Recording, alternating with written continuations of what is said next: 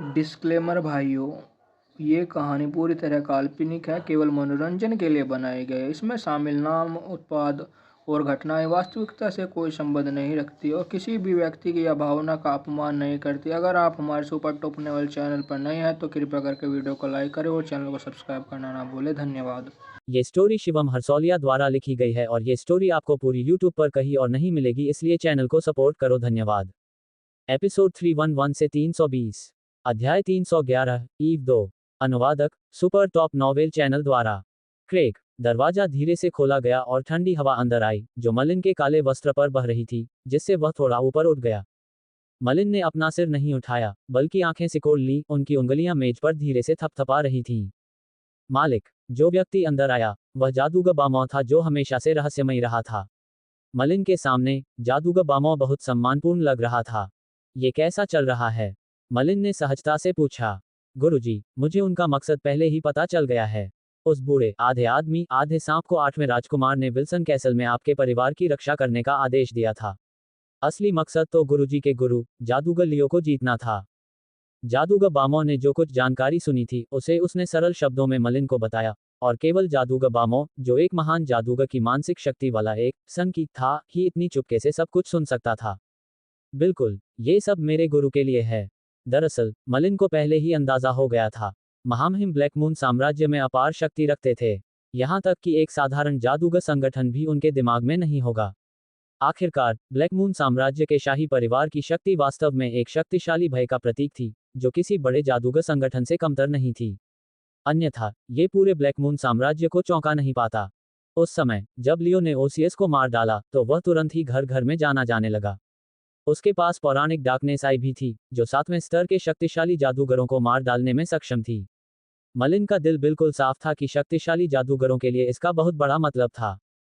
जहां तक मलिन की बात है, 8वें राजकुमार ने उसे सिर्फ जादूगर लियो से उसके मामूली रिश्ते की वजह से देखा था। वह मलिन के जरिए जादूगर लियो से संपर्क करने की उम्मीद कर रहा था। काफी देर तक सोचने के बाद मलिन धीरे से उठा और उसके सिकुड़े हुए चेहरे पर ठंडक के भाव उभर आए। उसने धीमी आवाज में बुदबुदाया, कारण जो भी हो, 8वें राजकुमार ने विल्सन कैसल को बचाया है, इसलिए अगर वह जादूगर लियो से मिलना भी चाहे, तो मैं उसकी मदद भी करूंगा। लेकिन इससे पहले कुछ तैयारियां करनी होंगी। विल्सन कैसल पहले से ही असुरक्षित था और उसकी पहचान अब पहले जैसी नहीं रही। भले ही डार्क मैजिक रीजन का डर हो, लेकिन बिना किसी वास्तविक सुरक्षा के विल्सन कैसल की सुरक्षा की गारंटी देना मुश्किल था। ये सोचकर मलिन की आंखों में ठंडक और बढ़ गई। इस बार जब मलिन जादूगर बामौ को विल्सन कैसल वापस लाया था, तो उसके मन में सचमुच एक धुंधली सी योजना थी, और अब उसका मन और भी दृढ़ था। अगर वह जादूगर बामौ को विल्सन कैसल में ही रहने दे, तो वह अपनी सारी चिंताओं से पूरी तरह मुक्त हो जाएगा। मलिन ने तब भी विल्सन कबीले को जादूगर कबीला बनाने के बारे में कभी नहीं सोचा था, लेकिन अब हालात के बदलते मिजाज ने उसे यह सोचने पर मजबूर कर दिया। इसके अलावा सबसे अहम बात यह थी कि कॉनिक्सियन और सेलिया में जादूगर का गुण नहीं था, लेकिन मैसी की संतान नन्हे कोल ने छोटी सी उम्र में ही जादूगर का गुण प्रदर्शित कर दिया था। ये विल्सन कबीले के लिए स्पेल कास्टर कबीला बनने का एक अवसर था। मुझे उम्मीद नहीं थी कि वेस और ब्लूबर्ड को मारने के बाद, और डार्क मैजिक क्षेत्र में प्रशिक्षण के लिए प्राथमिकता प्राप्त प्रमुख स्पेल कास्टर बनने के बाद फिर भी अन्य लोगों की नज़र में मैं अभी भी शिक्षक लियो का सबसे मूल्यवान छात्र हूँ। मलिन को भी कुछ हद तक अफसोस हुआ, क्योंकि डार्क मैजिक क्षेत्र में प्रवेश करने के बाद से वह वास्तव में कई चीजों से गुजर चुका था और धीरे धीरे एक नौसिखिया जादूगर से एक शक्तिशाली जादूगर बन गया था। फिर भी उन सचमुच शक्तिशाली जादूगरों की नज़र में वह हमेशा जादूगर लियो का छात्र रहेगा, और उसके सिर के ऊपर का प्रभामंडल अभी भी डार्क मैजिक क्षेत्र और जादूगर लियो से अविभाज्य रहेगा। गुरुजी, मुझे कुछ कहना है, लेकिन मैं नहीं जानता कि मुझे कहना चाहिए या नहीं। जादूगर बामौ, जो हमेशा से ही किसी भी कारण से आदरपूर्ण रहा था, आज अनिश्चित और संकोची लग रहा था। क्या गलत? मलिन ने जादूगर बामौ को असमंजस में देखा। जादूगर बामौ ने गहरी सांस ली और फिर आह भरी। गुरु, यह आपके गुरु जादूगर लियो के बारे में है। जब मैं आपके लिए किसी खबर की जासूसी कर रहा था, तो मैंने गलती से उन लोगों को डार्कनेस आई का जिक्र करते सुना। क्या ये सच है कि गुरु के गुरु सचमुच डार्कनेस आई की साधना करने में सफल रहे?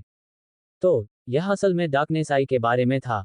मलिन स्वाभाविक रूप से डार्कनेस आई का मतलब जानता था। यहाँ तक कि एबिस फोर्ट के जादूगर भी डार्कनेस आई का असली इस्तेमाल नहीं जानते थे। फिर भी इस दुनिया में हमेशा कुछ ऐसे जादूगर रहे हैं जो डार्कनेस आई को जानते थे, जैसे कि ब्लैकमून साम्राज्य के 8वें राजकुमार महामहिम। ये बहुत संभव था कि उन्हें पता था कि जादूगर लियो ने जो साधना की थी, वह असली डार्कनेस आई थी। अन्यथा वे डार्क मैजिक क्षेत्र पर ज्यादा ध्यान भी नहीं देते, और मलिन के जरिए जादूगलियों से संपर्क करने के लिए इतना ज्यादा ध्यान क्यों देते। ये सही है, मेरे गुरु ने सचमुच डार्कनेस आई की साधना की है। इसके बारे में क्या? जादूगर बामो, क्या आप डार्कनेस आई के बारे में जानते हैं? मलिन जानता था कि जादूगर बामो सदियों पहले से एक शक्तिशाली जादूगर था, इसलिए उसने जो जादूगरी का ज्ञान अर्जित किया था वह उसके लिए बहुत बड़ी चुनौती था। अगर उसे डार्कनेस आई के बारे में पता होता तो इसमें कोई आश्चर्य की बात नहीं होती। आखिरकार जादूगर बामो निकोला के जहाज अग्नि मैक्सिम वगैरह के बारे में भी जानता था, डार्कनेस आई की तो बात ही छोड़िए। मलिन का सकारात्मक उत्तर सुनकर जादूगर बामो के हाव भाव अजीब से थे। एक लंबे विराम के बाद उसने गहरी सांस ली और आह भरी। गुरु, शायद आपको पता नहीं, डार्कनेस आई एक पैंडोरा दानव क्षमता थी जिसे अंधेरे के महान महापुरुष जादूगर ओफ्लास ने बनाया था। अफवाह है कि डार्कनेस आई की मदद से अंधेरे के महान महापुरुष ने अनगिनत शक्तिशाली जादूगरों को एक के बाद एक महान आयामों पर विजय दिलाई और कई महान देवताओं को निर्वासित किया। हजारों साल पहले वह सभी जादूगरों में सबसे शक्तिशाली महापुरुषों में से एक था।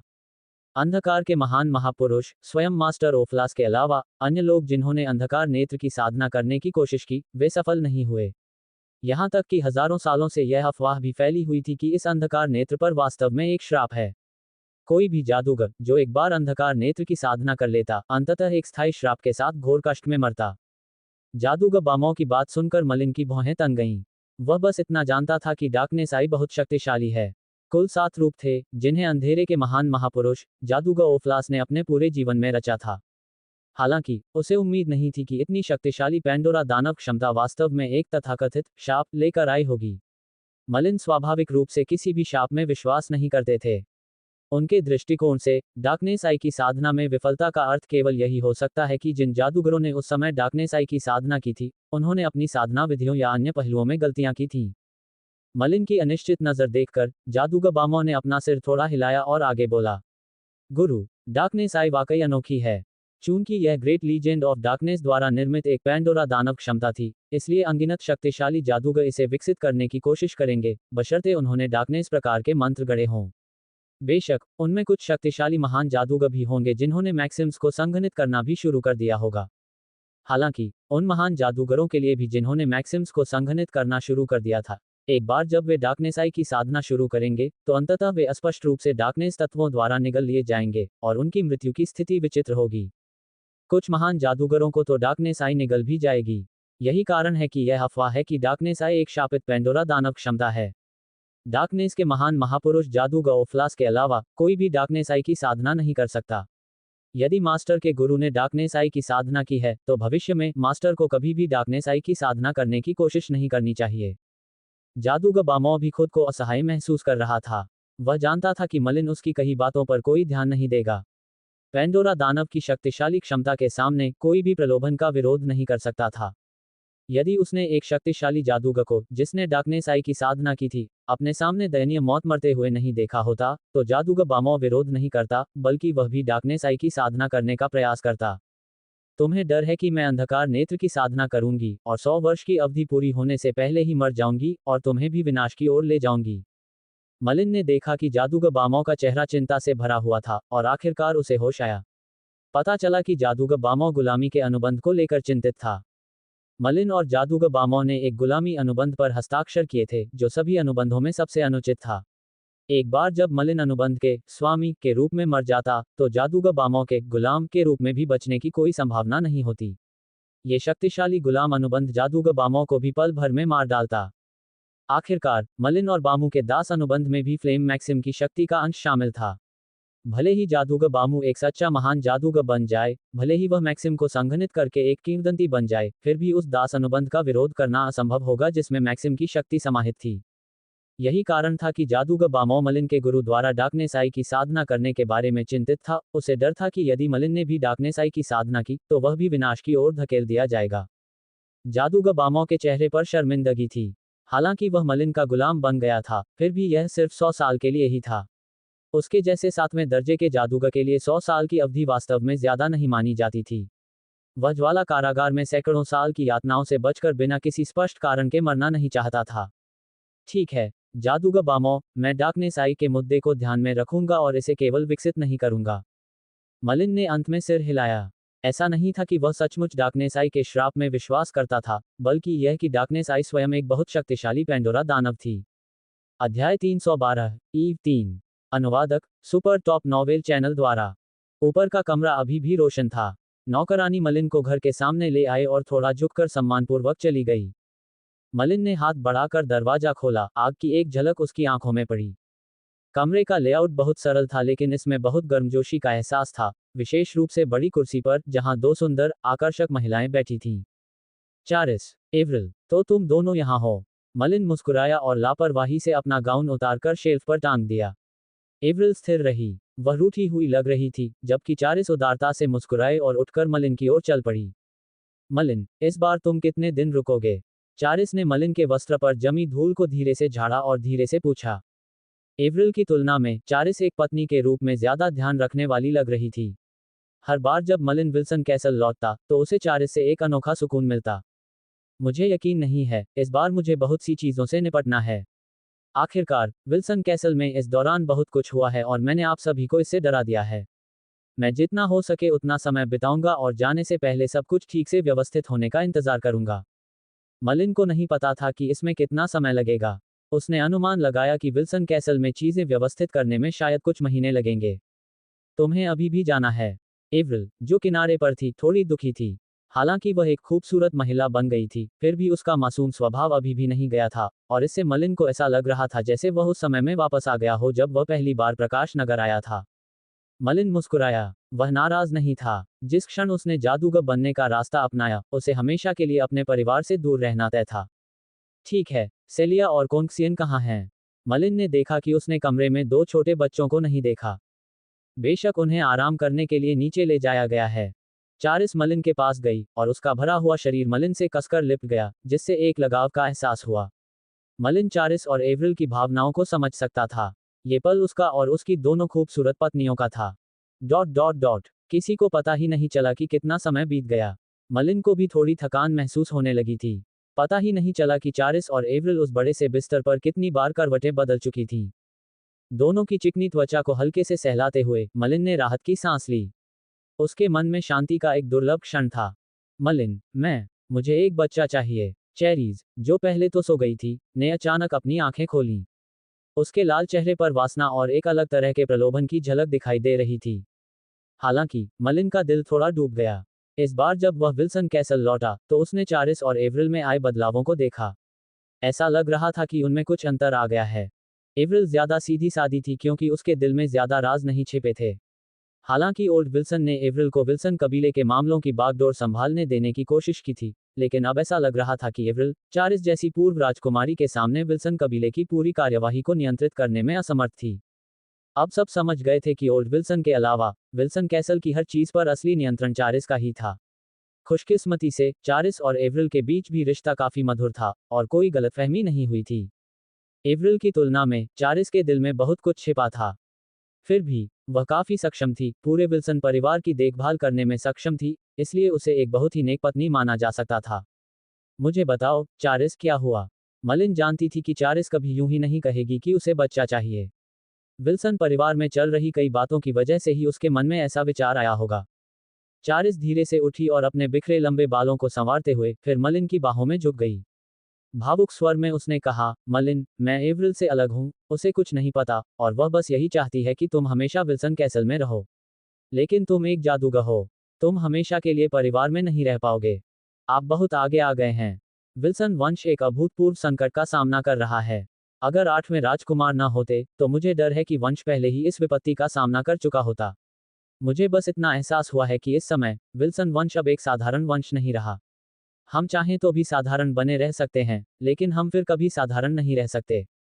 मैंने स्नैक एल्डर और उसके लोगों को पहले भी यह कहते सुना है कि विल्सन कबीले को अंततः एक जादूगर कबीले के रूप में विकसित होना होगा। अन्यथा, ये कभी भी शांतिपूर्ण नहीं हो पाएगा। यही विल्सन कबीले की नियति है, और एक जादूगर कबीले को जादूगर गुण वाले लोगों की आवश्यकता होती है। सेलिया और कॉनिक्सियन, दोनों में जादूगर गुण नहीं है।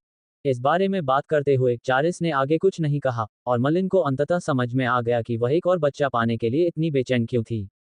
विल्सन कबीला अंततः एक जादूगर कबीले में विकसित होगा, और अब तक, मलिन के मन में भी ऐसा ही विचार था। हालांकि, इसके लिए जादूगर गुणों वाले कई लोगों की आवश्यकता होगी। सेलिया और कॉनेक्सियन में ऐसे गुण नहीं थे, लेकिन मैसी के बेटे कोल में जादूगर गुण था।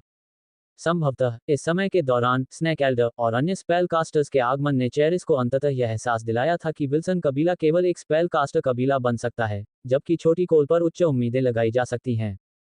फिर भी कोल आखिरकार मैसी का बेटा था, मलिन का नहीं। किंगडम ऑफ लाइट्स के शाही परिवार की राजकुमारी होने के नाते चारिस में इस मुद्दे के प्रति स्वाभाविक संवेदनशीलता थी, इसलिए अंदर ही अंदर वह अधीर हो गई। एक पल सोचने के बाद मलिन मुस्कुराए और बोली, मुझे माफ करना, इससे आप सब परेशान हो गए। विल्सन कैसल भविष्य में फिर कभी मुसीबत में नहीं पड़ेगा। इस बार मैं परिवार के काम संभालूंगी। मैं सब कुछ व्यवस्थित करूंगी, चाहे कॉनेक्सियन हो या सेलिया, दोनों मेरे बच्चे हैं। मलिन जानता था कि वह अभी भी चारिस को सहज महसूस नहीं करा पा रहा था, लेकिन विल्सन कैसल में इस दौरान उसे कोई आपत्ति नहीं थी अगर चारिस और एवरिल ज्यादा मेहनत करें। अगर वे सचमुच जादू करने वाले गुणों वाले बच्चे पैदा कर सकें, तो ये स्वाभाविक रूप से बेहतर होगा और मलिन के दृष्टिकोण के अनुरूप भी। प्रत्येक स्पेल कास्टर कबीले की शुरुआत में उनके सदस्यों की संख्या बहुत कम थी। कभी कभी एक पीढ़ी में स्पेल कास्टर गुण वाला केवल एक ही वंशज प्रकट हो पाता था। इसके लिए कई पीढ़ियों के प्रयास और संचय की आवश्यकता होती थी, और तभी वह एक समृद्ध स्पेल कास्टर कबीले के रूप में विकसित हो पाता था। चारिस ने भी खिड़की के बाहर अंधेरे रात के आसमान को देखते हुए आज्ञाकारी भाव से सिर हिलाया। उसके दिल में बरसों से जमा हुई भावनाएं भी आखिरकार अचानक खुल गईं। मलिन, मुझे घर की थोड़ी याद आ रही है। क्या हम प्रकाश के राज्य में वापस जा सकते हैं? वापस जाओ। मलिन के विचार भी ब्लैकवाटर सिटी की ओर लौट आए, और उसने एंसन, छोटे मोटे गुट, लंबी मिस कैरिस और चिड़चिड़े बूढ़े आदमी अत के बारे में सोचा। वहां बहुत ज्यादा लोग थे, और मलिन को अब भी वे सब साफ साफ याद थे। हालांकि पूर्व प्रकाश साम्राज्य अब तक पवित्र प्रकाश साम्राज्य में परिवर्तित हो चुका होगा। जरूर हम वापस जा सकते हैं, हम जरूर वापस जाएंगे, मलिन ने दृढ़ता से कहा। चारिस प्रकाश साम्राज्य के शाही परिवार की राजकुमारी थी। हो सकता है कि इस जीवन में वह प्रकाश साम्राज्य को भूल न पाए, लेकिन एक विलुप्त साम्राज्य की राजकुमारी होने के नाते वह शक्तिहीन थी और प्रकाश साम्राज्य में वापस लौटने में असमर्थ थी। मलिन, शायद वापस जाने का कोई मौका है। पिछले 6 महीनों में मैंने काउंट सेलिन को एक बार यह कहते सुना था कि ब्लैक मून साम्राज्य की सीमा कुछ अस्थिर लग रही है। पवित्र प्रकाश साम्राज्य ने अपना प्रभाव स्थिर करने के बाद सीमा पर उपद्रव मचाना शुरू कर दिया है, इसलिए बहुत संभव है कि इससे एक और धर्मयुद्ध छिड़ जाए। चारिस ने मलिन को जो समाचार सुना था उसे ध्यानपूर्वक बताया। पवित्र प्रकाश साम्राज्य वास्तव में एक धर्मयुद्ध शुरू करने जा रहा है। मलिन ने भौहें चढ़ाईं। धर्मयुद्ध शब्द का इस्तेमाल हल्के में नहीं किया जा सकता। जब प्रकाश का साम्राज्य अभी भी अस्तित्व में था, तब प्रकाश के चर्च ने ब्लैक मून साम्राज्य के विरुद्ध कई धर्मयुद्ध छेड़े थे, जिन्हें पूर्वी पाषाण धर्मयुद्ध कहा गया। प्रसिद्ध स्लॉटर हाउस युद्ध पिछले धर्मयुद्धों में से एक था। ओल्ड विल्सन को बैरन की उपाधि भी दी गई क्योंकि वे स्लॉटर हाउस युद्ध में जीवित बच गए थे और उन्होंने महान सैन्य सम्मान अर्जित किया था। इसलिए हर धर्मयुद्ध अतुलनीय रूप से क्रूर था। चाहे आम लोग हों या जादूगर, कोई भी धर्मयुद्ध की क्रूरता का सामना करने को तैयार नहीं था। ये सिर्फ एक अफवाह है। जब मुझे समय मिलेगा, मैं इसके बारे में और जानकारी लूंगा। मलिन सोचने लगा, अगर यह सचमुच एक धर्मयुद्ध था, तो उसे चिंता थी कि ब्लैक मून के पूरे साम्राज्य का परिदृश्य बदल जाएगा, और इसमें बड़ी संख्या में जादूगरों के संगठन भी शामिल हो जाएंगे। चारिस ने मलिन को अपनी कुछ चिंताएं बता दी थी, इसलिए वह जल्दी ही सो गई, और उसके चेहरे पर एक सुकून भरी नींद का भाव था। चारिस चाहे कितनी भी मजबूत क्यों ना हो, वह एक साधारण औरत थी। मलिन पर भरोसा करना उसे पहले से कहीं ज्यादा जरूरी था। जादूगर हिल। साधारण लकड़ी के केबिन में मलिन ने एक बार फिर काले वस्त्र पहने बूढ़े आदमी को देखा। काले वस्त्र पहने बूढ़ा आदमी अब हड्डियों का एक थैला बन चुका था, लेकिन वह बिल्कुल स्वस्थ दिख रहा था और कुछ और दशकों तक जीवित रह सकता था। जादू के मॉडलों को स्थिर करने वाली मलिन की औषधि ही काले वस्त्र पहने बूढ़े आदमी को इस स्तर तक पहुंचने में मदद कर सकती थी। जादूगर मलिन, तुम आखिरकार वापस आ ही गए। अब मैं लगभग बेकार हो गया हूं। मैंने तुमसे वादा किया था कि मैं तुम्हारे कुल का ख्याल रखूंगा, लेकिन आखिरकार मेरे जैसा बूढ़ा आदमी उन शक्तिशाली जादूगरों के सामने कुछ नहीं कर सका। मलिन को देखकर काले वस्त्र पहने बूढ़ा आदमी थोड़ा शर्मिंदा सा लग रहा था। वह तो बस एक प्रवेश स्तर का जादूगर था, जिसके मंत्र मॉडल अभी तक स्थिर भी नहीं थे। पहले स्तर, दूसरे स्तर के जादूगरों के सामने वह बिल्कुल भी काम का नहीं था। अध्याय 313, पराजय 1। अनुवादक, एंडलेस फैंटेसी अनुवाद संपादक, एंडलेस फैंटेसी अनुवाद। शांत विल्सन कैसल में सफेद कागज पर स्नैक एल्डर के चित्र बनाने की सरसराहट की आवाज सुनी जा सकती थी। क्रेग, 2 बदसूरत जादूगर तेजी से अंदर आए और बड़े सम्मान से बोले, सांप एल्डर, मलिन ने हमें बताया है कि वह अपनी चाल चलने वाला है। उसका पहला निशाना तरन शहर है। बदसूरत पुरुष जादूगर के बड़े, जैद हरे झुमके थोड़े हिल रहे थे। चेहरे पर अजीबोगरीब, जटिल टैटू के अलावा, वह काफी भयावह और डरावना लग रहा था। ओह, तरन शहर ठीक उसी जगह के पास है जहां कभी लेबिस शहर हुआ करता था। काउंट तरन कई पीढ़ियों से यहाँ का संचालन कर रहे हैं, और उन्होंने अपने अधीन घूमते फिरते जादूगरों का एक दुर्जेय समूह इकट्ठा किया है। खासकर हाल के वर्षों में, जादूगर फिनेलो नाम का एक चौथे स्तर का जादूगर आया है जिसने तरन शहर में एक विशाल रूनिक जादू का घेरा तैयार किया है। उफ, उफ, एक घुमक्कड़ जादूगर जो रूनिक मैजिक सकल्स में महारत हासिल कर सके, उसे ढूंढना वाकई मुश्किल है। इस रूनिक मैजिक सकल के साथ, ज्यादातर चौथे स्तर के जादूगर तरन सिटी के लिए कोई खतरा नहीं है। कुछ देर रुकने के बाद, स्नेक एल्डर ने अपनी आंखें सिकुड़ी और सिर उठाकर उन दोनों बदसूरत जादूगरों की ओर देखा और उन्हें चेतावनी दी। अगर मलिन किसी खतरे में नहीं है, तो चाहे कुछ भी हो जाए, तुम्हें हस्तक्षेप नहीं करना चाहिए। समझ रहे हो, हम सिर्फ मलिन की सुरक्षा के लिए जिम्मेदार हैं, और अगर तरन शहर का जादूगर फिनेलो मलिन को मारना चाहता है, तो तुम्हें उसे हर हाल में बचाना होगा और वापस लाना होगा। महामहिम 8वें राजकुमार ने भी यही अनुरोध किया था। अगर तुम दोनों बीच में आ गए, तो तरन शहर का जादूगर फिनेलो तुम्हारे खिलाफ कार्रवाई करने की हिम्मत नहीं करेगा। एक साधारण घुमक्कड़ जादूगर होने के नाते, वह महामहिम 8वें राजकुमार की भयावह शक्ति के सामने जाने की हिम्मत नहीं करेगा। दोनों बदसूरत जादूगरों ने एक दूसरे को देखा। वे समझ गए कि स्नेक एल्डर उनसे क्या कह रहा था। उनका एकमात्र काम मलिन की देखभाल करना था, चाहे वह कितनी भी मुसीबत खड़ी कर दे, बशर्ते वे उसकी सुरक्षा की गारंटी दें। स्नेक एल्डर, निश्चिंत रहो। हे, इस मलिन को लगता है कि वह सिर्फ इसलिए इतना घमंडी व्यवहार कर सकता है क्योंकि वह डार्क मैजिक क्षेत्र का एक प्रतिभाशाली व्यक्ति है। ठीक है, इस बार उसे समझ आ जाएगा कि कुछ घुमंतू जादूगरों को भड़काना ठीक नहीं है। बदसूरत जादूगर ठंडे स्वर में हंसा, जाहिर है इस बार उसे मलिन का पागलपन पसंद नहीं आया। ठीक है, तो फिर चलिए। मुझे किसी भी समय रिपोर्ट करना। मुझे विश्वास है कि 8वें राजकुमार की खबर हमें पहुंचने में ज्यादा समय नहीं लगेगा। फिर हम जल्द से जल्द शाही शहर की ओर अपनी यात्रा शुरू कर सकते हैं। सांप बुजुर्ग ने हाथ हिलाकर दोनों बदसूरत जादूगरों को भगा दिया। इसके बाद, उसने अपना सिर नीचे किया और अपना ध्यान मेज पर रखे कागज पर केंद्रित किया। डॉट डॉट डॉट विशाल सड़क पर 4 आकृतियां धीमी गति से चल रही थीं। हालांकि, अगर कोई गौर से देखे, तो पता चलेगा कि हालांकि यह समूह बहुत धीमा लग रहा था, लेकिन वास्तव में उनके शरीर के चारों ओर वायु तत्व के उतार चढ़ाव के निशान तैर रहे थे। वे शक्तिशाली जादूगर थे जिन्होंने अपनी यात्रा को तेज करने के लिए खुद को मंत्रों में लपेट लिया था। सबसे अधिक ध्यान आकर्षित करने वाले वे 2 जादूगर थे जो पीछे पीछे आ रहे थे। उनके सिर से पैर तक चमकीले रंग के टैटू थे और उनके चेहरे पर भयानक आकृतियां थीं। बूढ़े संकी, तो क्या सिर्फ मलिन और उसका रहस्यमयी साथी ही तारन शहर जा रहे हैं? बदसूरत महिला जादूगरनी सामने खड़ी 2 आकृतियों को घूर रही थी, उसकी आंखों में संदेह की चमक थी। हे, बुढ़िया, हमारा काम मलिन का पीछा करना और उसकी रक्षा करना है। हमें इससे कोई सरोकार नहीं कि वह कितने लोगों को तरन शहर में लाता है या वह क्या करता है। यात्रियों के समूह में मलिन और जादूगर बामों के साथ साथ स्नेक एल्डर द्वारा भेजे गए 2 बदसूरत जादूगर भी शामिल थे, जो गवाह की भूमिका निभा रहे थे। बहरहाल, दोनों उपसमूह, चाहे वे मलिन और जादूगर बामों हों, या वे 2 बदसूरत जादूगर, पूरी यात्रा के दौरान एक दूसरे से बात नहीं करते थे। जादूगर बामों, जो आगे चल रहा था, समय समय पर अपने पीछे चल रहे 2 बदसूरत जादूगरों पर अपनी मानसिक शक्ति का प्रयोग करता रहता था। जादूगर बामों की मानसिक शक्ति एक महान जादूगर के बराबर थी और वह उन 2 बदसूरत जादूगरों को यह एहसास ही नहीं होने देता था कि वह क्या कर रहा है। मास्टर, लगता है हमारे पीछे वाले दोनों लोग मास्टर की सुरक्षा को लेकर काफी चिंतित हैं। स्नेक एल्डर ने उन्हें आदेश दिया था कि मास्टर चाहे कितनी भी परेशानी क्यों न पैदा करें, जब तक मास्टर को कोई खतरा न हो, वे उसमें शामिल नहीं होंगे। हालांकि, जब मास्टर की सुरक्षा खतरे में होगी, तो वे हर कीमत पर मास्टर की रक्षा करेंगे। जादूगर बामो मलिन को रिपोर्ट करने में ईमानदार था, भले ही उसे लगा कि ये लोग उल्लेख करने लायक नहीं थे और वे मलिन को कम आंक रहे थे। ये जान लेना जरूरी है कि हालांकि जादूगर बामो का गुरु ज्यादा ताकतवर नहीं था, फिर भी ये तीसरे और चौथे स्तर के जादूगर उसके सामने कहीं नहीं टिकते थे। कोई भी जादूगर जो मलिन को नुकसान पहुंचाना चाहता था, उसे कम से कम 5वें स्तर का जादूगर होना जरूरी था। इसके अलावा, बामो को भी नहीं पता था कि मलिन की शक्तियों की असली सीमा क्या थी। संक्षेप में, जादूगर बामो के नजरिए से मलिन वाकई एक रहस्य था, अथाह और अप्रत्याशित, और वह कमजोर जादूगर सांप एल्डर नहीं था जैसा कि बाकी लोग सोचते थे। उनके लिए जो मायने रखता है वह है शिक्षक लियो।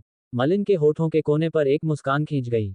8वें राजकुमार ने जादूगर लियो को अपनी ओर करने के लिए सचमुच कोई कसर नहीं छोड़ी थी, यहाँ तक कि मलिन पर इतना कुछ खर्च भी कर दिया था। बेशक, यह अफवाह आम थी कि मलिन जादूगर लियो का प्रिय शिष्य था। फिर भी एक छोटी सी अफवाह ही 8वें राजकुमार को इतनी दूर तक ले जाने के लिए काफी थी। दूसरे शब्दों में कहें तो इससे ये पता चलता है कि 8वां राजकुमार जादूगलियों को जीतने के लिए कितना उत्सुक था। पकड़ना। मलिन अचानक रुक गया और आसमान की ओर देखने लगा। न जाने कब कुछ काले कौवे चमकते आसमान में हवा में चक्कर लगाते हुए दिखाई दिए। कौन से सामना होना कितना दुर्भाग्य की बात है। पीछे खड़े दो बदसूरत जादूगर भी हवा में उड़ते दो कौवों को नाराजगी से देख रहे थे। आमतौर पर ऊपर कौवों का चक्कर लगाना आने वाली किसी अशुभ घटना का संकेत होता था।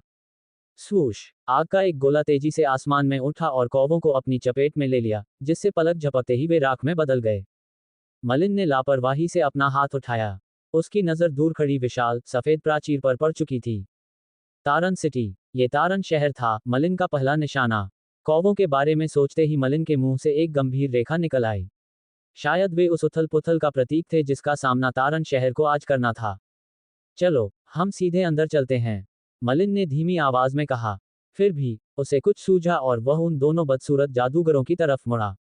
अगर तुम लोग साथ नहीं चल सकते तो बाद में तरन सिटी पहुंच सकते हो। मलिन के बोलने के बाद दोनों बदसूरत जादूगर मानो असमंजस में पड़ गए। उन्हें समझ नहीं आ रहा था कि मलिन का क्या मतलब है। तभी मलिन और जादूगर बामू की आकृतियां अचानक धीरे धीरे हवा में उठी। उनके शरीर तेज वायु तत्वों से घिर गए। वे तुरंत ही भव्य तरन शहर की ओर उड़ गए। वे उड़ गए। जादूगर मलिन और उसका साथी उड़ने में सक्षम हैं। एक चौथे स्तर का जादूगर मलिन का सहायक जरूर चौथे स्तर का जादूगर या उससे भी ऊपर का जादूगर होगा। जादूगर मलिन भी उड़न तश्तरी पहने हुए लग रहा है। वे हमें ऐसे ही छोड़ गए तो इससे पहले भी वे हमें रोक रहे थे। दोनों बदसूरत जादूगरों के चेहरे पर कड़वाहट थी। वे मन ही मन अपनी जादुई शक्ति और गति की तुलना मलिन से कर रहे थे, लेकिन अब लग रहा था कि मलिन और जादूगर बामू बस उनके धीमी गति से आगे बढ़ने का इंतजार कर रहे थे। वरना अगर मलिन और जादूगर बामू पूरा रास्ता उड़कर तय करते तो वे कब के तरन शहर पहुंच गए होते। जादूगरों के चेहरे के भाव बदलते रहे जैसे जैसे वे मलिन और जादूगर बामों की गायब होती आकृतियों को देखते रहे। बदसूरत जादूगर ने गुस्से से अपना जबड़ा भींच लिया और गुर्राया, चलो जल्दी करते हैं, हमें जल्द से जल्द तरन शहर पहुंचना है। सोचिए, जादूगर मलिन इतनी शान से तरन शहर में कैसे घुसेगा जबकि वह एक रूनिक जादू के घेरे से सुरक्षित है। सांप एल्डर भी तरन शहर में घुसने की हिम्मत नहीं कर पाएगा। अगर जादूगर मलिन तरन शहर के लोगों द्वारा मारा गया तो हम सांप एल्डर और 8वें राजकुमार को मुंह दिखाने की हिम्मत नहीं करेंगे। तरन शहर की रक्षा एक रूनिक जादुई घेरे और अनगिनत घूमते हुए जादूगरों द्वारा की जाती थी। ये शक्ति बहुत बड़ी मानी जा सकती थी और इसने तरन शहर को एक तटस्थ नगर राज्य बना दिया था। अन्य राजकुमार तरन शहर को किसी एक पक्ष के प्रति निष्ठा रखने के लिए मजबूर नहीं करते थे। मलिन के खतरे में पड़ने की आशंका के बारे में सोचते हुए दोनों बदसूरत जादूगरों ने इस मामले को हल्के में लेने की हिम्मत नहीं की। स्नेक एल्डर ने बार बार मलिन को सुरक्षित रखने के महत्व पर जोर दिया था। मलिन को कोई नुकसान पहुंचाने पर स्नेक एल्डर के क्रोध का ख्याल ही दोनों बदसूरत जादूगरों के होश उड़ा देने के लिए काफी था। व्यस्त तरन शहर में आज अप्रत्याशित मेहमान आए। दूर आसमान में अचानक दो छोटे काले बिंदु दिखाई दिए और तेजी से पास आ रहे थे। शायद नौमीज ये भी नहीं बता पाएंगे कि आकाश में क्या है, लेकिन उन जादूगरों के लिए जो हर समय तरन शहर में हर गतिविधि पर नजर रख रहे थे, यह एक चौंकाने वाली घटना थी। अरे नहीं, दो जादूगर तरन शहर की ओर उड़ रहे हैं। पहचान अज्ञात। कुछ जादूगरों ने तुरंत ही तारन सिटी को इसकी सूचना देनी शुरू कर दी और कई शक्तिशाली तत्व तलवारबाज तैयार होने लगे, क्योंकि उनके शरीर शक्तिशाली तत्व उतार चढ़ाव के साथ झिलमिला रहे थे। ये सभी एलिमेंटल तलवारबाज मध्यवर्ती एलिमेंटल तलवारबाज थे और जादूगरों को घायल करने में सक्षम थे। बड़ी संख्या में, वे काफी डरावने थे। रुको, ये तरन शहर है, तुम चाहे कोई भी हो, अगर नहीं रुके तो मारे जाओगे। ऊंची प्राचीर पर राजसी चांदी के कवच से सुसज्जित एक आदमी आकाश में दो छोटे काले बिंदुओं की ओर चिल्लाया। बूम। बख्तरबंद आदमी के जवाब में अनगिनत आग के गोले आसमान में छा गए और मूसलाधार बारिश की तरह बरस पड़े, जिससे प्राचीर में एक छेद हो गया। प्राचीर का लगभग आधा हिस्सा ढह गया और टूटे हुए टुकड़े नीचे गिर पड़े, जिससे अध्याय 314 पराजय 2। अनुवादक सुपर टॉप नॉवेल चैनल द्वारा। जादूगर फिनेलो ने नीले रंग का जादूगरी वस्त्र पहना हुआ था और उसके सफेद भूरे बालों का एक भी रेशा अपनी जगह से नहीं हटा था। उसने अपनी पतली उंगलियों में दो सादी अंगूठियां पहनी हुई थीं और उसका बूढ़ा चेहरा गुलाबी लग रहा था। वह जीवन और जोश से भरपूर लग रहा था, जिससे उसे देखने वाला हर कोई निश्चिंत हो जाता था। माननीय काउंट तरन, ये दोनों जादूगर अप्रत्याशित आगंतुकों से ज्यादा कुछ नहीं हैं। हालांकि हम नहीं जानते कि वे वास्तव में कौन हैं, लेकिन हमारे तरन शहर पर हमला करने के उनके दुस्साहस ने उनकी नियति तय कर दी है। महाराज, देखते रहिए क्या होता है। जादूगर फिनेलो की आवाज स्थिर थी और वह पूरी तरह से आश्वस्त लग रहा था। उसमें जरा सी भी घबराहट नहीं थी, मानो तारन शहर में फैली अराजकता महज एक छोटी सी गड़बड़ी थी। काउंट तरन उदास लग रहा था, लेकिन उसे जादूगर फिनेलो पर हमेशा से पूरा भरोसा था, इसलिए उसने धीरे से सिर हिलाया। ऐसे में इस मामले से निपटने का पूरा अधिकार तुम्हारे पास है। इन दोनों दुष्ट जादूगरों ने मेरे तरन शहर के लोगों का बेरहमी से कत्लेआम किया है और इन्हें मौत की सजा मिलनी ही चाहिए। जैसी आपकी इच्छा। जादूगर फिनेलो के होठों के कोने पर एक मुस्कान उभरी, जिसके बाद वह मुड़ा और उसकी निगाहें आसमान में दो छोटे काले बिंदुओं पर टिक गईं। उसकी आंखें चमक रही थीं। बैठ जाओ, अपने आदमियों को लेकर उन दोनों को मार गिराओ। याद रखना, हम उन्हें जिंदा चाहते हैं। जादूगर फिनेलो ने अपनी पीली उंगली आगे बढ़ाई और अपने पीछे खड़े दुबले पतले काले जादूगर से बात की। दुबले पतले काले जादूगर ने ऊपर देखा और बिना कुछ कहे सिर हिलाने से पहले आकाश में दो छोटे बिंदुओं पर नजर डाली और जल्दी से कुछ रहस्यमयी जादूगरों को भीड़ में ले गया। Dot dot dot. तरन शहर अब पूरी तरह अस्त व्यस्त हो गया था, खासकर प्राचीर के पास का हिस्सा। पूरा इलाका काले धुएं से घिरा हुआ था और अनगिनत जगहों पर सफेद लपटें अभी भी जल रही थीं।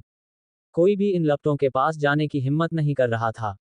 एक बार उनके संपर्क में आते ही वे तुरंत जलकर राख हो जाती। मालिक, कोई आ रहा है। हवा में जादूगर बामाओं की जबरदस्त मानसिक शक्ति तारन शहर पर केंद्रित थी। शहर राज्य में एक भी हलचल ऐसी नहीं थी जो उससे छिपी हो। Swish swish. जादूगर बामाओं की चेतावनी की कोई जरूरत नहीं थी। मलिन ने पहले ही प्राचीर पर काले वस्त्र पहने 5-6 जादूगरों को देख लिया था। उनकी निगाहें आकाश पर टिकी हुई थीं। इन जादूगरों पर भयंकर तात्विक उतार चढ़ाव झिलमिला रहे थे। जैसे जैसे वे इकट्ठे होते और उनके शरीर पर रून टिमटिमाते, एक शक्तिशाली अनुभूति महसूस होती।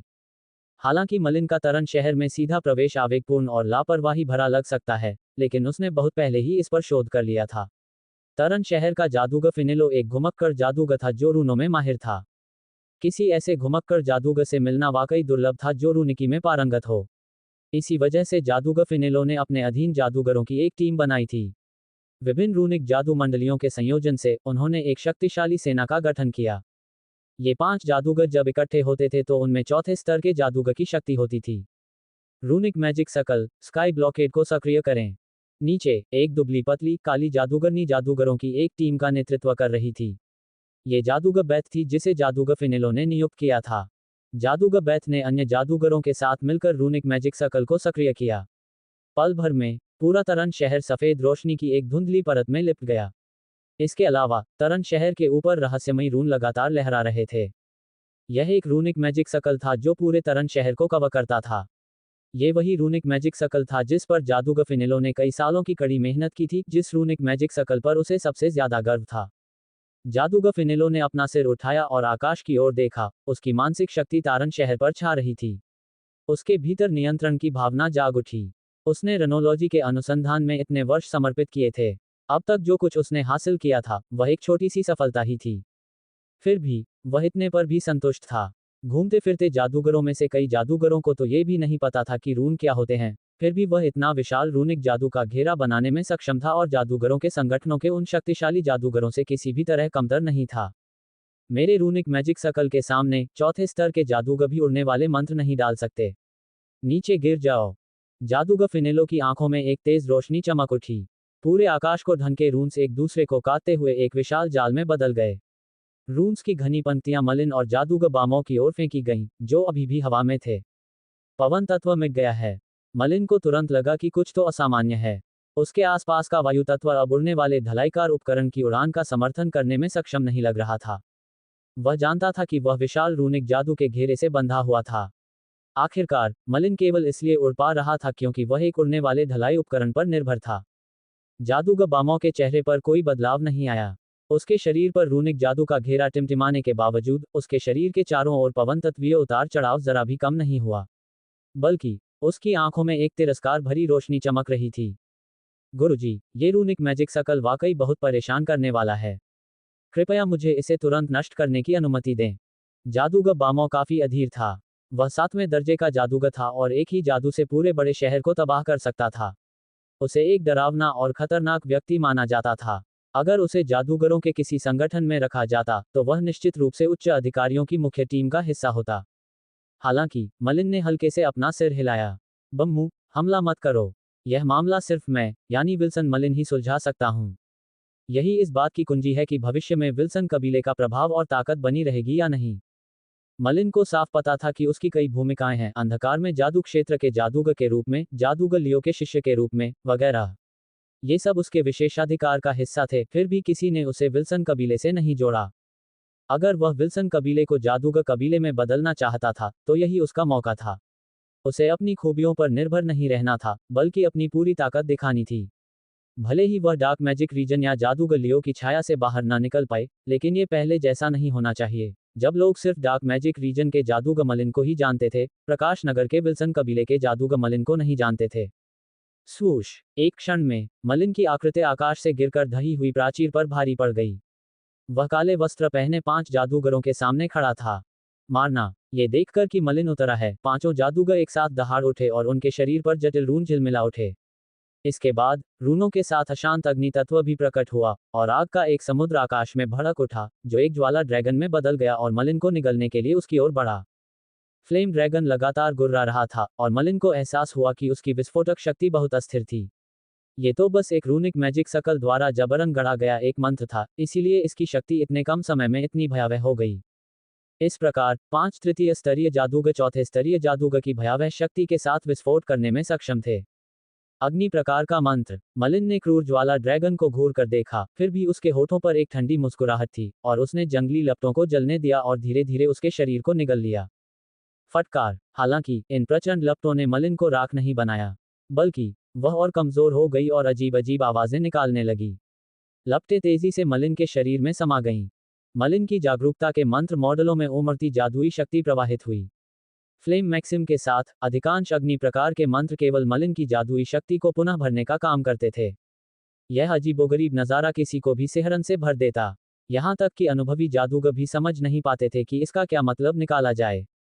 उन्होंने पहले कभी किसी ऐसे व्यक्ति का सामना नहीं किया था जो मंत्रों को ग्रहण कर सकता हो। चूंकि आप सभी को आग बहुत पसंद है, इसलिए मैं इसे आपको वापस कर दूंगा। मलिन की आंखें ठंडी हो गईं और एक ही विचार से अग्नि संकट फूट पड़ा। दूसरे स्तर के मंत्र पार्गेट्री अग्नि का सागर के फूटने के साथ ही सफेद लपटें उठने लगीं। Boom boom boom. पार्गेट्री अग्नि सागर एक दूसरे स्तर का मंत्र मात्र था, लेकिन इसकी शक्ति अद्भुत थी, खासकर अब जब मलिन की जादुई शक्ति प्रचुर मात्रा में थी। जब प्रचंड लपटें भड़की, तो उन्होंने एक वास्तविक अग्नि सागर का रूप ले लिया, जिसने जिस चीज को छुआ, उसे जलाकर राख कर दिया। चाहे वे तीसरे दर्जे के जादूगर हों या कोई और जादूगर, कोई भी इन सफेद लपटों का सामना नहीं कर पा रहा था।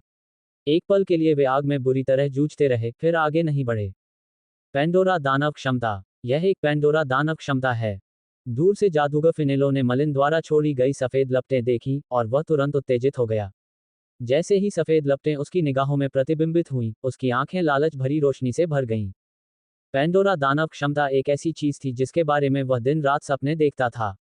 हालांकि उसने रेनोलॉजी के जरिए अपार शक्तियां हासिल कर ली थीं, फिर भी उसे आज तक कोई पेंडोरा दानव क्षमता हासिल नहीं हुई थी। जादूगर फिनेलो को इसकी इतनी चाहत थी कि उसने डार्क मैजिक क्षेत्र से मलिन का फायदा उठाने की योजना भी बना ली थी, लेकिन 8वें राजकुमार महामहिम के अचानक प्रकट होने के बाद उसने विल्सन कबीले को धमकी देने की हिम्मत नहीं की। शुरू में उसने सोचा था कि वह इस जीवन काल में कभी भी पेंडोरा दानव क्षमता प्राप्त नहीं कर पाएगा, लेकिन अब एक अप्रत्याशित आगंतुक प्रकट हुआ था, और इस आगंतुक के पास पेंडोरा दानव क्षमता थी जिसकी उसे लालसा थी। जादूगर फिनेलो, जल्दी से कोई योजना सोचो।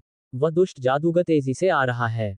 पेंडोरा दानव क्षमता के प्रति जादूगर फिनेलो के उत्साह के विपरीत, काउंट तारन थोड़ा चिंतित था। जादूगर फिनेलो, जिसका वह इतना सम्मान करता था।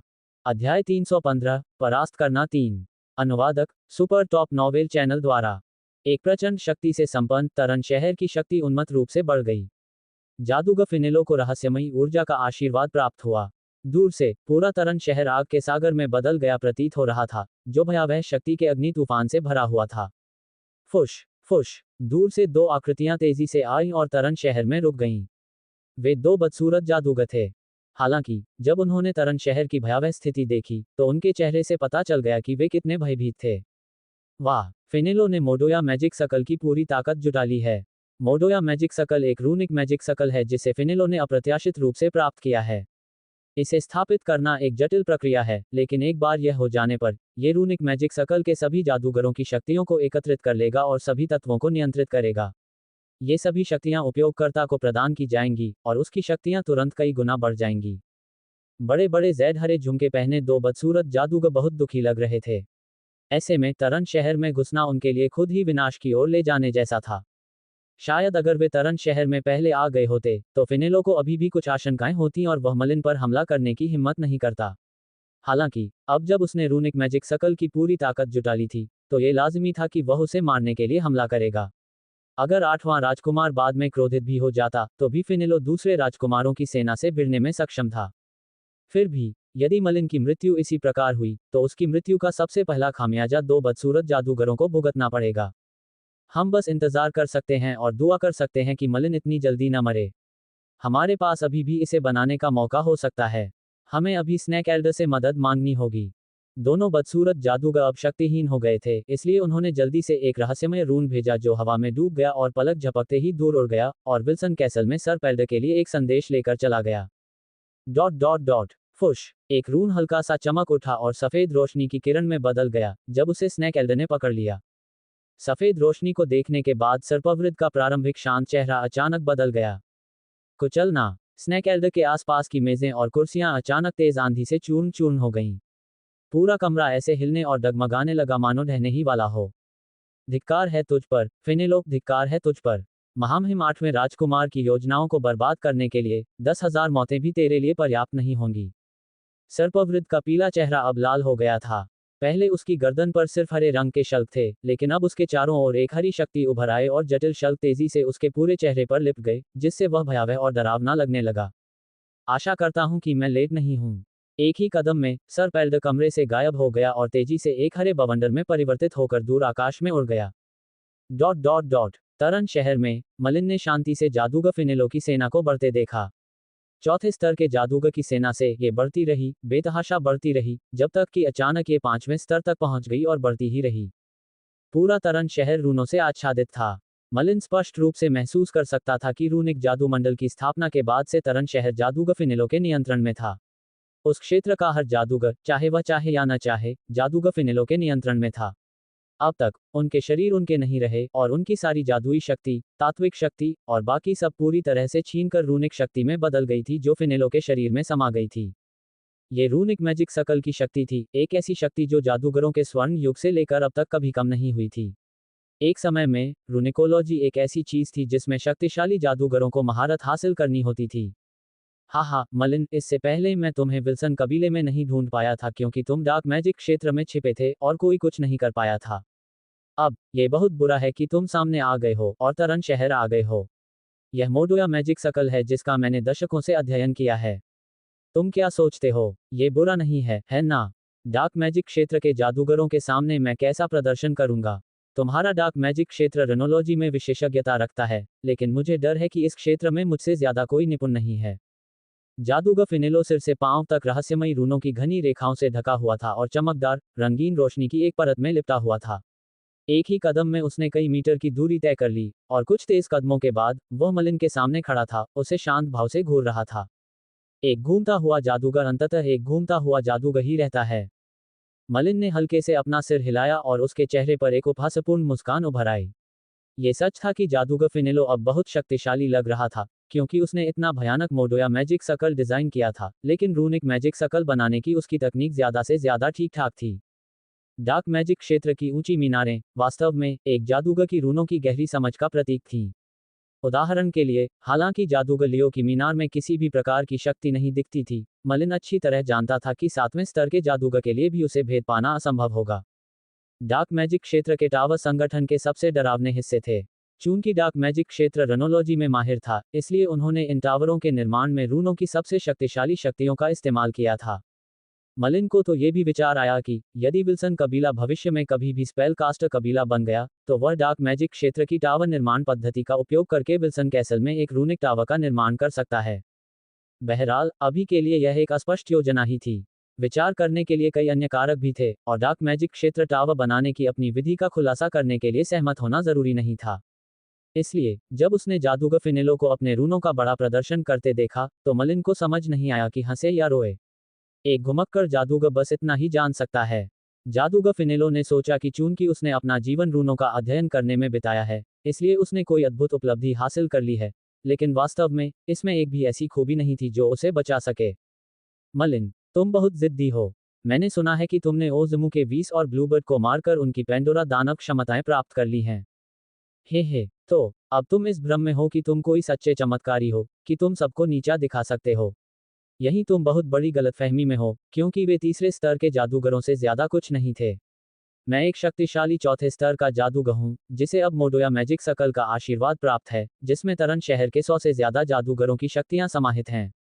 अब मैं 5वें स्तर के जादूगर के बराबर हूँ। हा, क्या तुम जानते हो कि 5वें स्तर का जादूगर वास्तव में कितना शक्तिशाली होता है? फिनेलो का चेहरा पीला पड़ गया था। कुछ क्षण पहले मलिन की तिरस्कार भरी नजर ने उसे अपमान का एहसास कराया था। इस क्षण उसके चारों ओर की शक्ति और भी भयंकर हो गई। उसके हाथ के एक छोटे से उठाव से हवा के तेज झोंके तूफानी दानवों में बदल गए जो सीटी बजाते हुए मलिन की ओर बढ़ रहे थे। पृथ्वी पर्दा मलिन के ऊपर एक मटमैली पीली रोशनी तुरंत प्रकट हुई और उसे सुरक्षित रूप से अपने घेरे में ले लिया। पृथ्वी के आवरण की रक्षात्मक शक्ति पैंडोरा दानव क्षमता फ्यूज अर्थ के साथ मिलकर 5वें स्तर के मंत्र के मानक तक पहुंच गई। इस प्रकार मलिन बिल्कुल भी भयभीत नहीं हुआ। धमाका धमाका धमाका धमाका। रहस्यमयी रून, जो अपने भीतर तूफान की शक्ति लिए हुए थे, मलिन पर शोर मचाते हुए टूट पड़े, लेकिन मलिन ने एक कदम भी पीछे नहीं हटाया और बहुत शांत दिखाई दिया। क्या आपके पास बस इतना ही है? मलिन ने अपना सिर हिलाया, फिर अचानक अपना सिर उठाया और ताली बजाने के लिए अपने हाथ आगे बढ़ाए। पैंडोरा दानव क्षमता उग्र पतन। मलिन से सफेद लपटें तेजी से उठीं और हर तूफानी दानव की ओर बढ़ीं। सफेद लपटों का सामना करते ही सभी तूफानी दानव तुरंत बिखर गए और हवा में पूरी तरह बिखर गए। कमजोर, बहुत ज्यादा कमजोर। मलिन के अग्नि संकट ने अपने रास्ते में आने वाली हर चीज को नष्ट कर दिया। कोई भी रून उसे रोक नहीं पाया। लपटें तेजी से इकट्ठी हुईं और जादूगर फिनेलो की ओर बढ़ने लगी, जो हवा में ही था।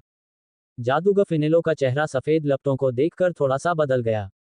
उसने एक गहरी सांस ली और उसके शरीर पर रून उभरने लगे और तेजी से हवा में जम गए। मोदोया की आत्मा, मैं आपकी छवि का आह्वान करता हूँ। फिनेलो पर लगे ज्यादातर रून तुरंत गायब हो गए और उसके शरीर के आसपास की शक्ति काफी कम हो गई, लेकिन वे रून जलने लगे और एक भयंकर ज्वाला में बदल गए। ये लपटें धीरे धीरे हवा में एकत्रित होकर एक सुनहरी ज्वाला का रूप ले लिया। सुनहरा ज्वाला दानव बिना चेहरे का था और उसका पूरा शरीर आग की लपटों से जल रहा था। जैसे ही वह मलिन के अग्निपतन का सामना कर रहा था, सुनहरे ज्वाला दानव ने बस अपना बड़ा हाथ बढ़ाकर उसे जोर से नीचे गिरा दिया।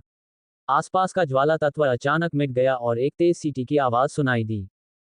फटकार फटकार। मलिन की सफेद लपटें सुनहरे ज्वाला दानव के प्रचंड प्रहार से तुरंत गायब हो गईं। अग्निपतन अब किसी काम का नहीं रहा। मलिन ने अपनी आंखें थोड़ी सिकोड़ लीं। जब से उसने अग्निपतन की साधना की थी, तब से यह उसे कभी निराश नहीं कर पाया था, हालांकि वह केवल पहले रूप तक ही पहुंच पाया था। खास तौर पर जब अग्नि मैक्सिम को जबरन मंत्र में मिला दिया गया, तो अग्निपतन की शक्ति और भी बढ़ गई और यह 5वें स्तर के जादूगर के लिए भी खतरा बन गया। चूंकि अग्निपतन अब प्रभावी नहीं था, मलिन ने एक कदम पीछे ले लिया और उसके हाथ में एक बर्फीली ठंड दिखाई दी। पैंडोरा दानव क्षमता ग्लेशियल फिंगर। हवा का एक बर्फीला झोंका तेजी से ज्वाला दानव की ओर बढ़ा, लेकिन ज्वाला दानव तक पहुंचने से पहले ही उच्च तापमान के कारण वाष्पित हो गया। ये भी बेकार था। वर्तमान में मलिन की पैंडोरा दानव क्षमताओं में ग्लेशियल फिंगर थी। अध्याय 316 परास्त करना 4। अनुवादक सुपर टॉप नॉवेल चैनल द्वारा। दोपहर में तरन शहर चकाचौंध भरी धूप से जगमगा रहा था, लेकिन अब वह धूप कहीं नजर नहीं आ रही थी। रोशनी भी विकृत लग रही थी और इतना अंधेरा था कि अपना हाथ भी दिखाई नहीं दे रहा था। ये कौन सा गहन अंधकार तत्व है? ये कौन सा मंत्र है? दो बदसूरत जादूगर अभी भी तरन शहर के बाहर इंतजार कर रहे थे। कुछ ही देर पहले उन्होंने तरन शहर के आसमान में आग की लपटें उड़ती देखी और कुछ असाधारण रूप से विशाल ज्वाला दैत्य बेतहाशा और तीखी आवाज में हमला कर रहे थे। हर हरकत में एक अद्भुत शक्ति समाहित थी। हालांकि ऐसा लग रहा था जैसे ज्वाला दिग्गज अचानक गायब हो गए हों और तरन शहर घोर अंधकार में डूब गया हो। यहां तक कि उनकी मानसिक शक्ति भी स्थिति का पता लगाने में सक्षम नहीं थी। इस तरह दोनों बदसूरत जादूगर आशंकित थे और उन्होंने तरन शहर में जल्दबाजी में घुसने की हिम्मत नहीं की। वे बस बाहर बेचैनी से इंतजार कर सकते थे, कभी कभी दूर झांककर सर्पवृत्त की आकृति देखने की उम्मीद में। अंधकार ज्वार। मलिन अंधेरे के बीच खड़ा था। उस इलाके में मौजूद हर कोई अंधेरे में घिरा हुआ था और भ्रम में फंसा हुआ था, सिवाय उसके और जादूगर बामों के। डार्कनेस हॉट की वृद्धि के साथ साथ डार्कनेस टाइड का मजबूत संस्करण इस समय मलिन की सबसे बड़ी ताकत था। चाहे वह कितने भी जादूगरों का सामना कर रहा हो, जब तक उनकी मानसिक शक्ति अपर्याप्त थी, वे भ्रम में फंसे रहेंगे। गड़गड़ाहट। गड़गड़ाहट। हालांकि डार्कनेस टाइड ने सभी को भ्रम में डुबो दिया था, लेकिन 5 सुनहरे ज्वाला दानवों पर इसका कोई खास असर नहीं पड़ा। वे रूनिक मैजिक सकल से रूपांतरित हुए थे और उनमें कोई चेतना नहीं थी, इसलिए जब तक रूनिक मैजिक सकल नहीं टूटता, तब तक उनकी दुर्जय लड़ाकू शक्तियां बनी रहेंगी। मलिन ने भौहें सिकोड़ लीं। ये ज्वाला दानव काफी परेशान करने वाले थे। यह अच्छी बात थी कि जादूगर फिनेलो भी डार्कनेस टाइड के भ्रम में फंस गया था, इसलिए ज्वाला दानव अब किसी के नियंत्रण में नहीं थे। अब वे रूनिक मैजिक सकल की वजह से सहज रूप से हमले कर रहे थे और बहुत कम खतरा पैदा कर रहे थे। आग का पतन। मलिन ने एक ज्वाला दानव पर निशाना साधा और उग्र पतन को छोड़ दिया, जबकि वह उन्मत्त रूप से ज्वाला मैक्सिम का अनुकरण कर रहा था, जिससे मैक्सिम के बल के निशान निकल रहे थे। हालांकि यह फ्लेम मैक्सिम की शक्ति का एक छोटा सा अंश मात्र था। मैक्सिम स्वयं सभी ज्वालाओं को दबाने के लिए बना था, क्योंकि वह सभी ज्वालाओं का केंद्र था। इसलिए फ्लेम मैक्सिम की शक्ति का यह अंश सुनहरे फ्लेम दानव को धीमा करने के लिए पर्याप्त था। मलिन ने इस मौके का फायदा उठाते हुए पूरी तरह से अग्नि संकट को भड़का दिया। सफेद लपटें ज्वाला दानव के चारों ओर लिपट गईं और तेजी से जलने लगीं, लगातार ज्वाला दानव के शरीर पर लगी लपटों को भस्म करती रहीं। आखिरकार फ्लेम जॉइंट 5वें स्तर के जादूगर जैसा ही था। हालांकि मलिन के अग्निपतन को उसके मंत्रों के साथ जबरदस्ती जोड़ा गया था, फिर भी उसकी शक्ति 5वें स्तर के मानक के बराबर नहीं थी। नतीजतन, जब उसका सामना फ्लेम जॉइंट से हुआ, तो वह थोड़ा नुकसान में था और उसे फ्लेम जॉइंट को हराने के लिए लंबे समय तक हमला करना पड़ा। टकराना। अंततः ज्वाला दानवों में से एक जोरदार धमाके के साथ फट गया और शीघ्र ही हवा में बिखर गया। इसके बाद मलिन ने एक गहरी सांस ली। फ्लेम मैक्सिम की शक्ति सूक्ष्म रूप से प्रकट हुई और बिखरी हुई लपटों को मानो अपना लक्ष्य मिल गया हो। वे उन्मत्त होकर मलिन के शरीर में घुस गईं और फ्लेम मैक्सिम ने उन्हें जादुई शक्ति में बदल दिया। यह अफसोस की बात है कि फ्लेम मैक्सिम को बदला नहीं जा सका, वरना इसे और मजबूत किया जा सकता था और अग्नि प्रकार के मंत्रों पर मेरा नियंत्रण और भी ज्यादा होता। मलिन ने अपनी चेतना में फ्लेम मैक्सिम को अफसोस के साथ देखा। निकोला के जहाज पर फ्लेम मैक्सिम प्राप्त करने के बाद से वह इस फ्लेम मैक्सिम पर पूरी तरह से नियंत्रण पाने में असमर्थ रहा था। इसके अलावा, जब उसने निकोला के जहाज को आगे बढ़ाने के लिए फ्लेम मैक्सिम का इस्तेमाल किया, तो फ्लेम मैक्सिम का 1/3 हिस्सा खर्च हो गया और अब तक उसे जरा भी बहाल नहीं किया जा सका। केवल महान जादूगर ही फ्लेम मैक्सिम को समेकित कर पाते थे। हर बार इस्तेमाल करने पर यह और कम होता जाता था और इस समय मलिन के पास फ्लेम मैक्सिम को फिर से भरने का कोई उपाय नहीं था। अग्नि प्रकार के मंत्रों को दबाने के लिए वह केवल फ्लेम मैक्सिम की शक्ति पर ही निर्भर था। बेशक फ्लेम मैक्सिम सर्वशक्तिमान नहीं था, मलिन हमेशा से फ्लेम मैक्सिम को भांपने में सक्षम था। इस तरह वह धीरे धीरे मैक्सिम की अपनी समझ और बोध को गहरा कर सकता था। कौन जानता था, शायद एक दिन जब वह 7वें स्तर का जादूगर बन जाएगा, तो उसके द्वारा बनाए गए अग्नि प्रकार के मंत्रों में भयानक शक्ति होगी। फिर भी अभी तक मलिन के पास फ्लेम मैक्सिम की शक्तियों का सीमित उपयोग ही था। यह ज्यादातर अग्नि प्रकार के मंत्रों को दबाने में सक्षम था, लेकिन अगर उसका सामना 7वें स्तर के अग्नि प्रकार के मंत्र से होता, तो संभवतः फ्लेम मैक्सिम द्वारा उत्सर्जित बल का भी कोई खास दमनकारी प्रभाव नहीं होता। अब भी पांचों ज्वाला दिग्गजों का सामना करते हुए मलिन सतर्क और विवेकशील था और उसे एक एक करके उनका सामना करना था। एक ज्वाला दानव के नष्ट हो जाने के बाद मलिन ने उसी विधि का पालन किया और बाकी 4 ज्वाला दानवों को भी नष्ट कर दिया। बिखरी हुई ज्वालाओं का उपयोग मलिन ने अपनी चेतना में मंत्र मॉडलों को पुनः भरने के लिए किया। आग का पतन। फ्लेम जायंट्स का मामला सुलझाने के बाद मलिन की नजर एक बार फिर तारन शहर के जादूगरों पर पड़ी। ये जादूगर कमोबेश जादूगर फिनेलो के अधीन काम कर रहे थे। ये भी इन जादूगरों के कारण ही था कि जादूगर फिनेलो रूनिक मैजिक सकल को सक्रिय करने के बाद एक ही चाल में 5वें स्तर के जादूगर के बराबर एक शक्तिशाली जादूगर में बदलने में सक्षम हो गया। इसलिए जरा भी दया न दिखाते हुए मलिन ने धीरे से अपना हाथ हिलाया। आग की लपटें आसमान में छा गईं और नीचे उतरते हुए आग की चिंगारियों में बदल गईं, चारों दिशाओं में फैलती गईं और लगातार जादूगरों की जान लेती रहीं। ये सभी जादूगर अंधकार की लहर के भ्रम में फंसे हुए थे और कोई प्रतिरोध नहीं कर सकते थे। लौकी एक छोटी सी चमक ही उनमें से प्रत्येक को राख में बदलने के लिए पर्याप्त थी। न कोई करुण विलाप था, न कोई शोरगुल, न ही खून की बदबू। सब कुछ शांत और सुकून भरा लग रहा था, लेकिन तरन शहर के घने अंधेरे में आग की वो सफेद किरणें किसी को भी दहशत से कांपने के लिए काफी थीं। जहां कहीं भी आग की रोशनी दिखाई देती, वहां किसी जादूगर की राख जरूर छूट जाती। पलक झपकते ही 100 से ज्यादा जादूगर बिना कुछ कहे आग की लपटों में जलकर राख हो गए। मलिन ने उन सब की जान ले ली। जैसा कि अपेक्षित था, इतनी बड़ी संख्या में स्पेल कास्टर को खोने के बाद मोडोया मैजिक सर्कल की शक्ति बहुत कमजोर हो गई है। मलिन ने देखा कि जादूगर फिनेलो के शरीर पर रहस्यमय रूनों की टिमटिमाती रोशनी अब उतनी तेज नहीं थी और उसकी शक्ति स्पष्ट रूप से कम हो गई थी। इससे पहले जादूगर फिनेलो की शक्ति 5वें स्तर के एक शक्तिशाली जादूगर के बराबर थी, लेकिन अब रूनों की शक्ति से धन्य होने पर भी उसकी शक्ति केवल चौथे स्तर के शिखर पर थी। चौथे स्तर का जादूगर मलिन के लिए कुछ खास नहीं था। जादूगर फिनेलो अब मलिन के लिए कोई खतरा नहीं था। ये वस्त्र बहुत खराब नहीं है। मलिन ने हाथ बढ़ाकर जादूगर फिनेलो का पहना हुआ वस्त्र छीन लिया। ये वस्त्र कई रूनों से अंकित था और उस वस्त्र से मिलता जुलता था जिसे मलिन ने रिसोर्स टॉवर में बदला था। स्वाभाविक रूप से मलिन ऐसा ही चोगा रखना चाहेगा। अब जबकि वह विल्सन कबीले को एक जादूगर कबीले में बदलना चाहता था, तो वह विभिन्न मंत्रों, जादू करने वाले औजारों वगैरह के बिना नहीं रह सकता था। इसलिए उसने जादू करने वालों द्वारा पहनी गई सभी अंगूठियां भी एकत्र कर ली थी, उनमें से 100 से अधिक, जिनके जीवन उसने काट लिए थे। अंगूठी भी। जादूगर फिनेलो बिल्कुल निडर मेमने जैसा था। मलिन ने उसका चोगा और अंगूठी उतार दी। और भी अच्छी चीजें हैं। जादूगर फिनेलो का वस्त्र लेने के बाद मलिन ने देखा कि जादूगर फिनेलो की छाती पर एक हथेली के आकार की डिस्क थी। उस पर रून की घनी रेखाएं उकेरी गई थीं और उसे त्वचा में प्रत्यारोपित किया गया था। फाड़ना। जरा भी दया न दिखाते हुए मलिन ने जादूगर फिनेलो की छाती का मांस फाड़ डाला। तुरंत खून की बौछार हुई और हथेली के आकार की डिस्क मलिन के हाथ में थी। जिस समय डिस्क को फाड़ा गया, उस समय मलिन ने स्पष्ट रूप से महसूस किया कि तारन शहर का रूनिक मैजिक सर्कल इतनी जोर से हिल रहा था कि मानो वह किसी भी क्षण ढह जाएगा। क्या ये प्रसिद्ध रूनिक मैजिक डिस्क हो सकती है? मलिन की आंखें चमक उठीं। ये वाकई एक खजाना था।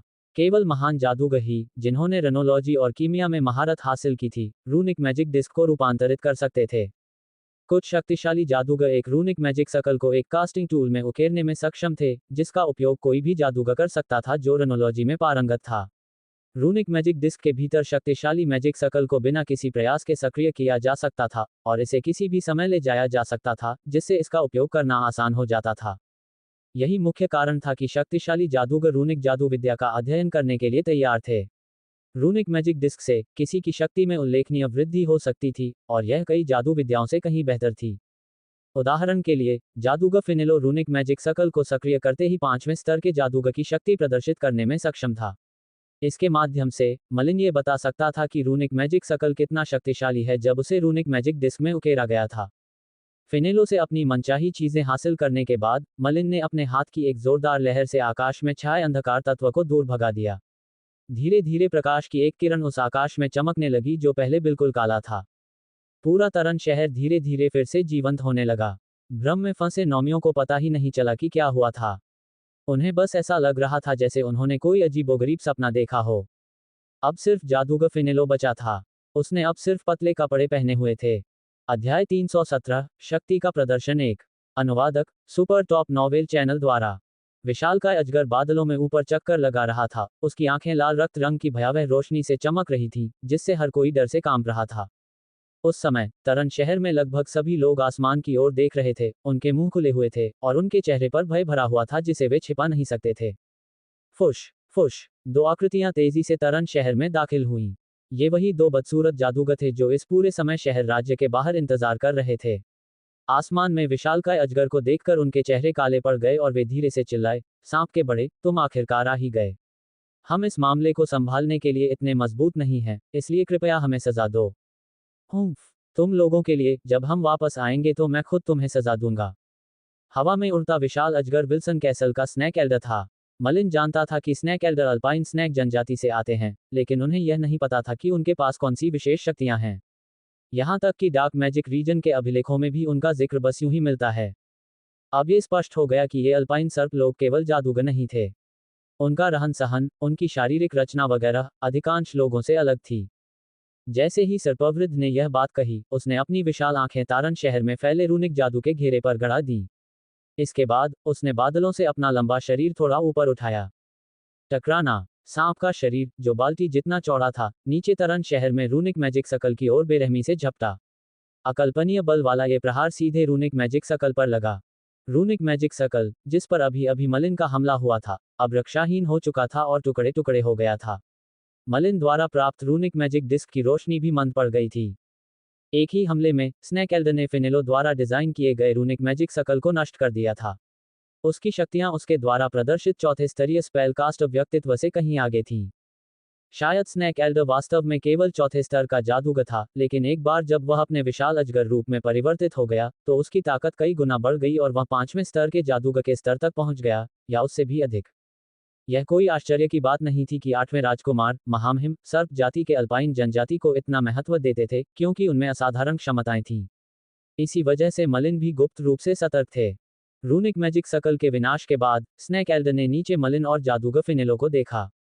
इसके बाद विशालकाय अजगर बिना किसी निशान के गायब हो गया, और वह एक बार फिर काले वस्त्र पहने एक संकी बूढ़े व्यक्ति में बदल गया। जादूगर मलिन, क्या आप ठीक हैं? सर्पवृद्ध बादलों से नीचे उतरा और तुरंत मलिन के पास गया। उसने अपनी मानसिक शक्ति का प्रयोग जल्दी से मलिन पर किया और देखा कि उसे कोई नुकसान नहीं पहुंचा है। ये सुनकर उसने राहत की सांस ली। वह इतनी जल्दी इसलिए आया था क्योंकि उसे डर था कि कहीं बहुत देर न हो जाए। जादूगर फिनेलो, आप कितने दयालु हैं। आपको पता है कि जादूगर मलिन महामहिम 8वें राजकुमार के सम्मानित अतिथि हैं, फिर भी आपने मोडोया मैजिक सर्कल को सक्रिय करने का साहस किया। क्या आपने सोचा था कि आप दूसरे राजकुमारों के पास जाकर महामहिम 8वें राजकुमार की ऐसे ही अवहेलना कर सकते हैं? सांप एल्डर की नजरें जादूगर फिनेलो पर टिकी हुई थीं, जो अतुलनीय रूप से गंभीर थीं। उनकी आंखों में चेतावनी साफ दिखाई दे रही थी। हालांकि जादूगर फिनेलो ने बिना कुछ बोले केवल अपना मुंह खोला, उसका चेहरा राख की तरह धूसर हो गया था और एक शक्तिहीन अभिव्यक्ति से भरा हुआ था। इस समय तक स्नैक एल्डर को लगा कि कुछ गड़बड़ है। उसने अपने चारों ओर देखा और पाया कि तरन शहर ढहती दीवारों और नष्ट हो चुकी इमारतों में तब्दील हो चुका था। यहां तक कि विशाल मजबूत प्राचीर भी पूरी तरह ढह चुकी थी। इसके अलावा तरन शहर में पहले कई जादूगर हुआ करते थे, लेकिन अब जादूगर फिनेलो के अलावा कोई और जादूगर नहीं बचा था। जादूगर फिनेलो ने इस समय अपना चोगा भी नहीं पहना हुआ था। वह हड्डियों के एक दुबले पतले बोरे की तरह एक उदास और दीन भाव से खड़ा था। ये पहले के मजबूत घमंडी जादूगर फिनेलो से एक चौंकाने वाला अंतर था। सांप बुजुर्ग, आखिरकार मलिन ही बोला। उसने जादूगर फिनेलो पर अपनी शांत नजर गड़ाई और कहा, सांप एल्डर, तुम बिल्कुल सही समय पर आए हो। मैं 8वें राजकुमार को एक बड़ा तोहफा देने वाला हूँ। एक उदार उपहार। सर्पवृद्ध ने संदेह से भौहें चढ़ाईं। पूरा तरन शहर। मलिन ने विशाल तरन शहर की ओर इशारा किया, जिसमें काउंट तरन भी शामिल था, जो एक कोने में दुबका हुआ था। जब काउंट तरन ने पहले मलिन और जादूगर फिनेलो के बीच लड़ाई देखी थी, तो उसे एक अभूतपूर्व अफसोस हुआ था। फिनेलो की हार के बाद उसके पास क्या उम्मीद बची थी? बहरहाल स्नैक एल्डर के आगमन के बाद काउंट तरन को कुछ आशा मिली, और उसने जल्दी से स्नैक एल्डर से कहा, स्नैक एल्डर, तरन शहर महामहिम 8वें राजकुमार के प्रति निष्ठा की प्रतिज्ञा करने को तैयार है। शशश। अब तक स्नैक एल्डर चाहे कितना भी धीमा क्यों न हो, उसे आखिरकार समझ आ ही गया होगा।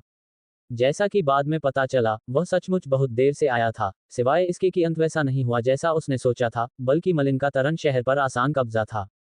जादूगर फिनेलो की असाधारण दयनीय स्थिति के कारण अब उसमें लड़ने की इच्छाशक्ति नहीं बची थी और उसने अपना सब कुछ मलिन के हवाले कर दिया था। मलिन ने तरन शहर के मामले को सुलझाने के लिए अपनी ताकत पर भरोसा किया था।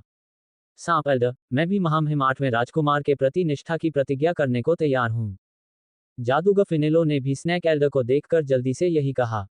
वह समझ सकता था कि मलिन उसे मारने का इरादा रखता है, इसलिए 8वें राजकुमार के पास जाना ही उसके लिए सबसे अच्छा भाग्य था। जलाना। इससे पहले कि स्नैक एल्डर कुछ बोल पाता, मलिन ने दूर से जादूगर फिनेलो की ओर इशारा किया। सफेद लपटों की धाराओं ने तुरंत जादूगर फिनेलो को अपनी चपेट में ले लिया और उसे बुरी तरह जला दिया। इस समय जादूगर फिनेलो के पास न तो कोई वस्त्र था और न ही रूनिक मैजिक डिस्क। वह तो चौथे स्तर के जादूगर के स्तर का ही था, वह मलिन के अग्नि संकट का सामना कैसे कर पाता। इस प्रकार सफेद लपटों की लपटों के नीचे जादूगर फिनेलो का शरीर दृश्यमान गति से शीघ्रता से राख में बदल गया। सांप एल्डर ने मलिन की ओर उलझन भरी नजरों से देखा और कुछ नहीं कहा। कौन जाने वह क्या सोच रहा था। एक लंबी बातचीत के बाद मलिन ने हल्की सी मुस्कान के साथ स्नैक एल्डर से कहा, स्नैक एल्डर, तरन सिटी पहला उपहार है जो मैं महामहिम 8वें राजकुमार को भेंट करूंगा। इसके बाद और भी उपहार होंगे, लेकिन इन उपहारों को प्राप्त करने के लिए किसी को भेजने में मुझे आपकी मदद की जरूरत होगी। अन्यथा मुझे डर है कि स्थिति भयावह हो जाएगी। एक विराम के बाद मलिन के चारों ओर पवन तत्वीय उतार चढ़ाव की झलक दिखाई दी। स्विश। मलिन तुरंत हवा में उड़ गया, उसकी आकृति टिमटिमाती हुई दूर कहीं गायब हो गई। पीछे बस उसकी उदासीन आवाज रह गई, जो कह रही थी, अगला गिनीमी शहर। जादूगर बामों ने मलिन का सम्मानपूर्वक पीछा किया और पलक झपकते ही तरन शहर से गायब हो गया। मलिन के जाने का इंतजार करने के बाद दोनों बदसूरत जादूगरों ने स्नैक एल्डर से सावधानी से पूछा, स्नैक एल्डर, मलिन गिनीमी शहर चला गया है। उसकी क्षमताएं हमारी उम्मीदों से कहीं बढ़कर हैं। क्या हम उसका पीछा करें? स्नैक एल्डर ने मलिन की गायब होती आकृति पर गहरी नजर डाली और एक पल के लिए विचार करने के बाद धीरे से बोला, लगता है कि महामहिम 8वें राजकुमार भी गलतफहमी में थे। एक 6 तत्वीय जादूगर जिस पर डार्क मैजिक क्षेत्र ने विशेष ध्यान दिया, जो क्लीस से भी ज्यादा प्रतिभाशाली माना जाता है, ऐसा व्यक्ति इतना सरल कैसे हो सकता है? और तो और, जादूगर लियो जैसा जादूगर, जिसका महामहिम 8वें राजकुमार भी सम्मान करते हैं, उसकी नजर मलिन पर है। कुछ देर रुकने के बाद, मानो स्नैक एल्डर किसी निर्णय पर पहुंच गए हों। उन्होंने धीमी आवाज में कहा, तुम दोनों तरन शहर में ही रहो और उसके कामकाज को संभालो। अब कोई और गलती मत करना, वरना जब तुम कबीले में वापस आओगे तो तुम्हें फिर कभी बाहर जाने की इजाजत नहीं मिलेगी। हे, ये कैसा अप्रत्याशित बोनस है। शायद जादूगर मलिन खुद हमारे लुभाने के प्रयासों के लायक हैं। मैं वहां जाकर देखना चाहता हूं कि मलिन वास्तव में कितना शक्तिशाली है, ताकि मैं महामहिम 8वें राजकुमार को और जानकारी दे सकूं ताकि वह कोई निर्णय ले सकें। स्नैक एल्डर की आंखों में एक अजीब सी रोशनी चमक उठी और एक अजीब सी राक्षसी शक्ति का एहसास हुआ। इसके बाद वह हवा में उड़कर उस ओर चल पड़ा जहां मलिन गया था। गुरुजी, सर्पवृद्ध हमारे पीछे आ रहे हैं। मलिन के पास जादूगर बामो ने धीरे से कहा। वे इस समय गिनीमी शहर जा रहे थे, जो अपेक्षाकृत दूर माना जा सकता था। अगर वे उड़ भी जाते तो भी उन्हें काफी समय लगता। उसे अनदेखा करो। मलिन को पहले ही अंदाजा हो गया था कि स्नैक एल्डर उनका पीछा करेगा। महामहिम 8वें राजकुमार तो बस मलिन के जरिए जादूगर लियो को जीतना चाहते थे, लेकिन अब जब मलिन ने अपनी असली ताकत दिखा दी थी, जो महामहिम 8वें राजकुमार की उम्मीद से कहीं ज्यादा थी, तो स्वाभाविक रूप से स्नैक एल्डर सच्चाई का पता लगाने के लिए उनके पीछे पीछे चलेंगे। फिर भी मलिन को यही चाहिए था। वह चाहता था कि विल्सन कबीला बिना किसी रुकावट के एक जादूगर कबीला बन जाए, एक ऐसा कबीला जिसका कुछ हद तक प्रभाव हो। डार्क मैजिक क्षेत्र में होने के फायदों पर निर्भर रहने के अलावा, यह ज्यादा जरूरी था कि उसकी अपनी क्षमताओं को ज्यादातर दूसरे जादूगरों द्वारा मान्यता मिले। जब उसने वीस और ब्लूबर्ड को मार डाला था, तब उसका प्रभाव जादूगरों के एक छोटे से समूह तक ही सीमित रह गया था। आखिरकार, जादूगरों के संगठनों के केवल वे जादूगर ही जानते होंगे जो ओज़मू पर नजर रखते थे कि ब्लूबर्ड और वीस कौन थे। कुछ जादूगरों ने तो इसका श्रेय डार्क मैजिक क्षेत्र को दिया। उनके लिए मलिन बस एक भाग्यशाली प्राणी था जिसे डार्क मैजिक क्षेत्र में और जादूगलियों के अधीन रहने का सौभाग्य प्राप्त हुआ था। इस बार मलिन एक प्रभावशाली शक्ति के रूप में कार्य करना चाहता था। अध्याय 318 शक्ति का प्रदर्शन 2। अनुवादक सुपर टॉप नॉवेल चैनल द्वारा। गिनोमी सिटी। मलिन ने गिनीमी शहर की अजीबोगरीब प्राचीरों पर नजर डाली। इस विचित्र डिजाइन और ब्लैक मून साम्राज्य के दूसरे नगर राज्यों में जमीन आसमान का अंतर था। स्नैक एल्डर अभी तक उनके पास नहीं पहुंचा था, लेकिन मलिन अच्छी तरह जानता था कि ऐसा इसलिए नहीं था क्योंकि स्नैक एल्डर उनकी गति के साथ नहीं चल पा रहा था, बल्कि वह जानबूझकर पीछे हट रहा था, काफी दूरी बनाए हुए। ये साफ था कि वह गिनीमी शहर के लोगों से भिड़े बिना मलिन की क्षमताओं का निरीक्षण करना चाहता था। आखिरकार वे जादूगर सर्पवृद्ध को पहचान ही लेंगे। अगर वह लापरवाही से प्रकट हो गया तो शायद 8वें राजकुमार के लिए ये शुभ संकेत न हो। हम सीधे अंदर जाएंगे। जो कोई भी जादूगर है उसे मरना होगा। मलिन की अभिव्यक्ति शांत थी, लेकिन उसकी आवाज में एक कठोर ठंडक थी जो किसी को भी भय से कांपने पर मजबूर कर सकती थी। Swish swish. इसके साथ ही मलिन और बामा तेजी से गुइनोमी शहर की ओर उड़ चले। काउंट्स के आलीशान घर में काउंट गिनीमी के 60वें जन्मदिन का जश्न मनाया जा रहा था। मेहमान अलग अलग कुलीन वर्ग से आए थे और कुछ जादूगर भी अपने शानदार परिधानों में सजे हुए थे। माननीय प्रभु, जादूगर टोबलिन आ गया है, चांदी के कवच पहने एक सुंदर महिला रक्षक ने काउंट गिनीमी से कहा। पूरे भोज में एक भी पुरुष रक्षक नहीं था, सिर्फ जवान सुंदर महिला रक्षक थी, जिनकी आकृतियां पूरी तरह से भरी हुई थीं। काउंट गिनीमी के लिए ये सबसे बड़ी खुशियों में से एक थी। उसे जवान और खूबसूरत लड़कियां पसंद थीं। उसके पहरेदारों के अलावा उसके घर के नौकर, गाड़ीवान वगैरह भी खूबसूरत युवतियां ही हुआ करती थीं। और तो और, जब ये लड़कियां 25 साल की हो जाती, तो काउंट गिनीमी उन्हें नौकरी से निकाल देता। काउंट गुइनोमी के लिए ये कामुक और भ्रष्ट जीवन ही उसकी दिनचर्या थी। अगर एक दिन भी बिना किसी स्त्री के गुजरता तो वह पागल हो जाता। यही वजह थी कि काउंट गुइनोमी को गुइनोमी शहर में लोगों का समर्थन नहीं मिल रहा था। इसके विपरीत कई सामान्य लोग उससे बेहद घृणा करते थे। हालांकि कोई कुछ नहीं कर सकता था क्योंकि काउंट गिनीमी इस बात से अच्छी तरह वाकिफ था। वह इतना चतुर था कि अपने साथ शक्तिशाली जादूगरों को भी लाता था जो गुप्त रूप से उसकी रक्षा करते थे। वह शक्तिशाली क्षमताओं वाले घुमंतु जादूगरों को जीतने और उन्हें भर्ती करने में माहिर था और उन्हें उनकी मनचाही चीजें प्रदान करता था।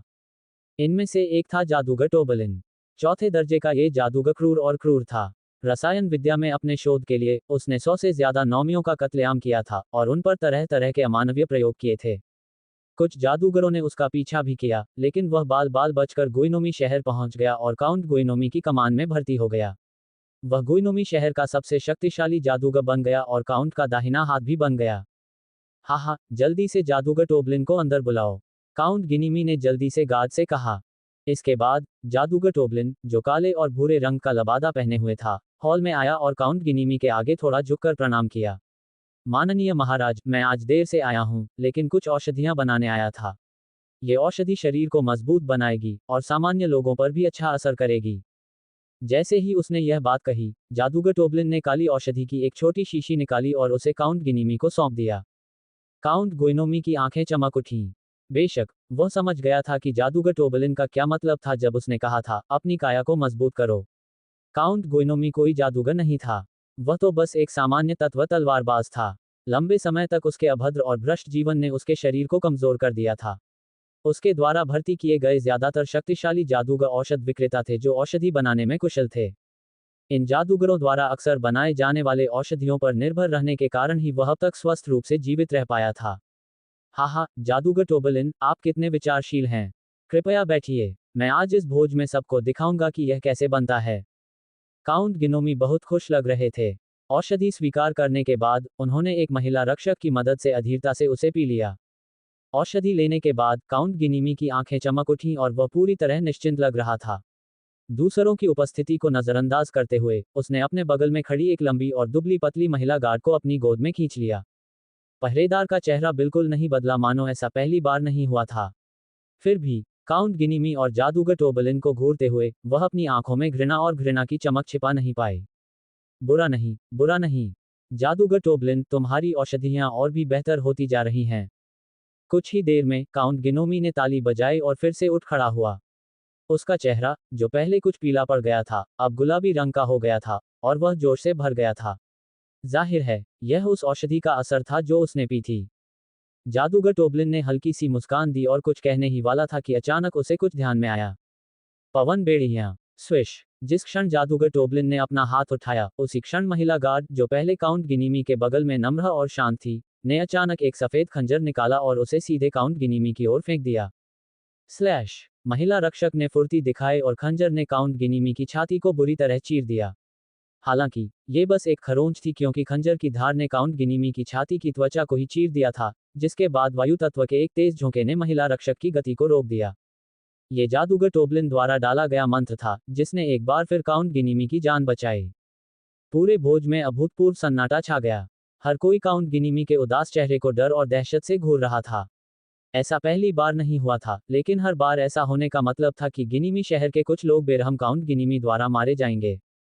धिक्कार है, फेलिंडा, तुमने मुझे मारने की कोशिश क्यों की? काउंट गुइनोमी ने क्रोध में महिला गार्ड पर दहाड़ लगाई। महिला गार्ड ने काउंट गिनीमी को ठंडी मुस्कान के साथ गुस्से से घूरा। हे काउंट गिनीमी, मैं तो तुम्हें बहुत पहले से मारना चाहती थी। अपने आसपास सबको देखो। क्या कोई ऐसा नहीं है जो तुम्हें मारना न चाहे? किस्मत बेरहम है, तुम अभी मरे नहीं हो। हाँ, तो मुझे मार ही दो, कम से कम मैं तो आजाद हो जाऊंगी। काउंट गिनोमी की छाती जोर से धड़क रही थी और वह गुस्से से भरा हुआ लग रहा था। उसने महिला गार्ड की ओर इशारा करते हुए उदास स्वर में कहा, हे, मरना इतना आसान नहीं है। लेकिन तुम्हारी इस मूर्खतापूर्ण हरकत का खामियाजा तुम्हारे साथ तुम्हारा कबीला भी भुगतेगा। जाओ, फेलिंडा के कबीले के सभी लोगों को पकड़ लो और किसी को भी आजाद मत छोड़ना। बाहर से कई गार्ड आए और महिला गार्ड को बेरहमी से घसीट कर ले गए। मैं कोई भी कीमत चुकाने को तैयार हूं, और मैं प्रार्थना करता हूं कि शैतान अभी प्रकट हो और निर्दयी गुइनोमी को मार डाले, जिससे पूरा गुइनोमी शहर बच जाए।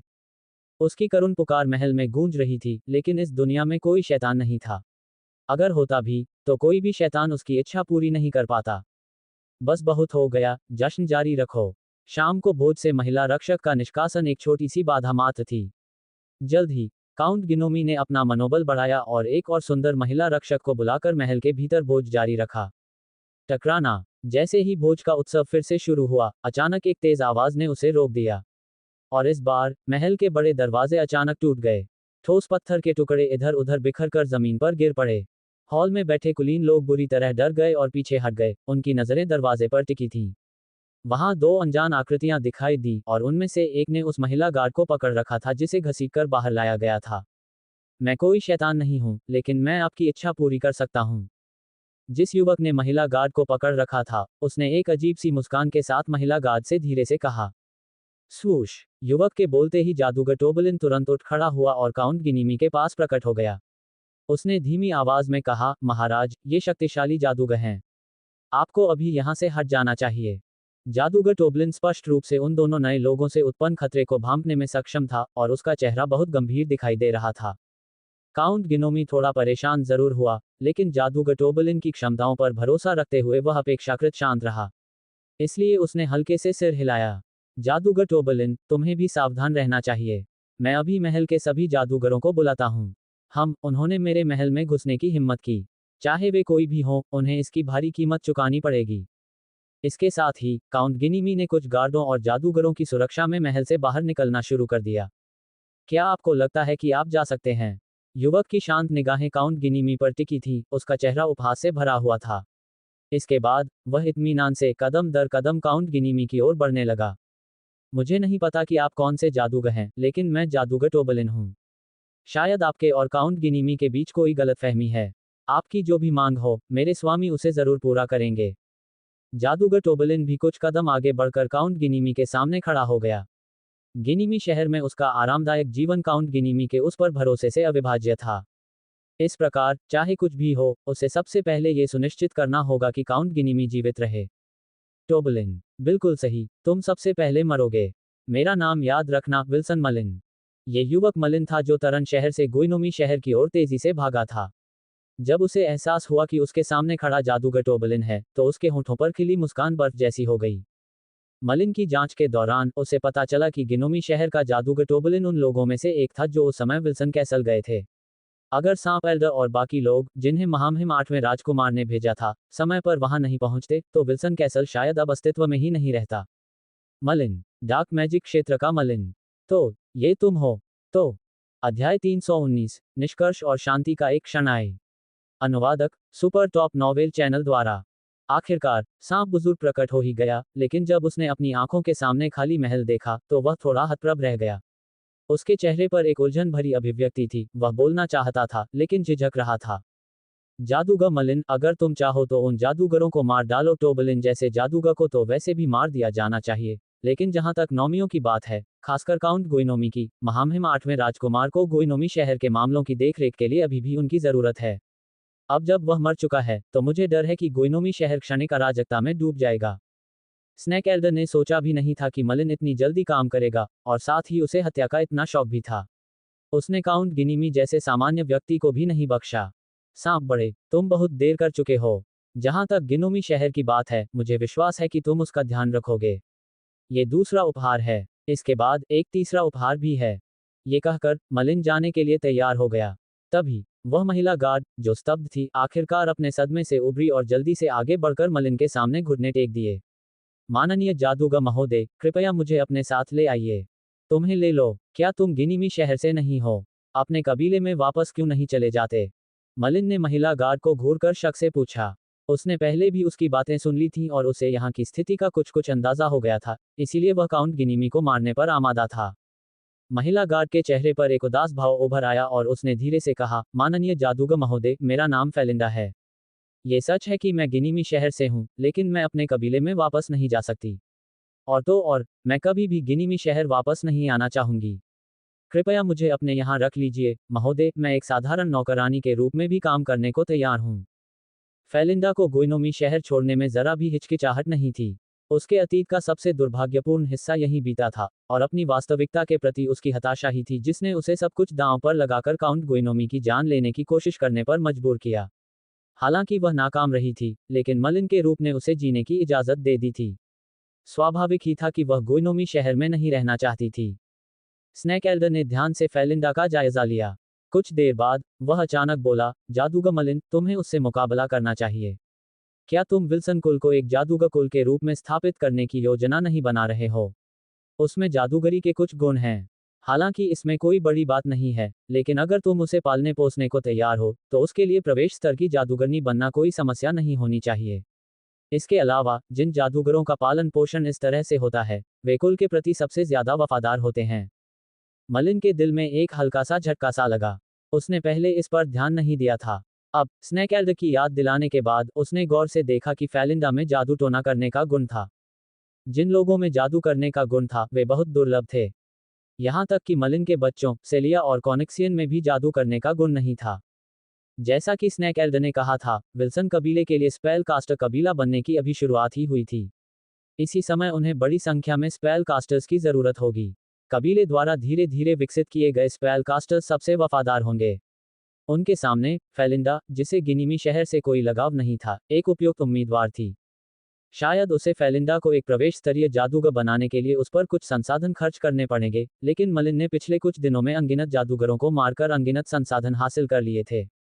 फेलिंडा को विकसित करने के लिए उसमें से थोड़ा सा खर्च करना वास्तव में कुछ खास नहीं था। फेलिंडा, मैं तुम्हें अपने यहाँ रखने को तैयार हूँ, लेकिन नौकरानी के तौर पर नहीं। जहाँ तक खास जानकारी की बात है, मैं तुम्हें ढूंढकर विल्सन कैसल लौटने के बाद बताऊंगा। एक विराम के बाद मलिन ने अपनी नज़र स्नैकेल्डर की ओर घुमाई और धीमी आवाज में कहा, स्नैकेल्डर, अगर मैं आपको फेलिंडा को विल्सन कैसल वापस भेजने के लिए किसी की व्यवस्था करने का कष्ट कर सकूं। हाँ हाँ, कोई बात नहीं।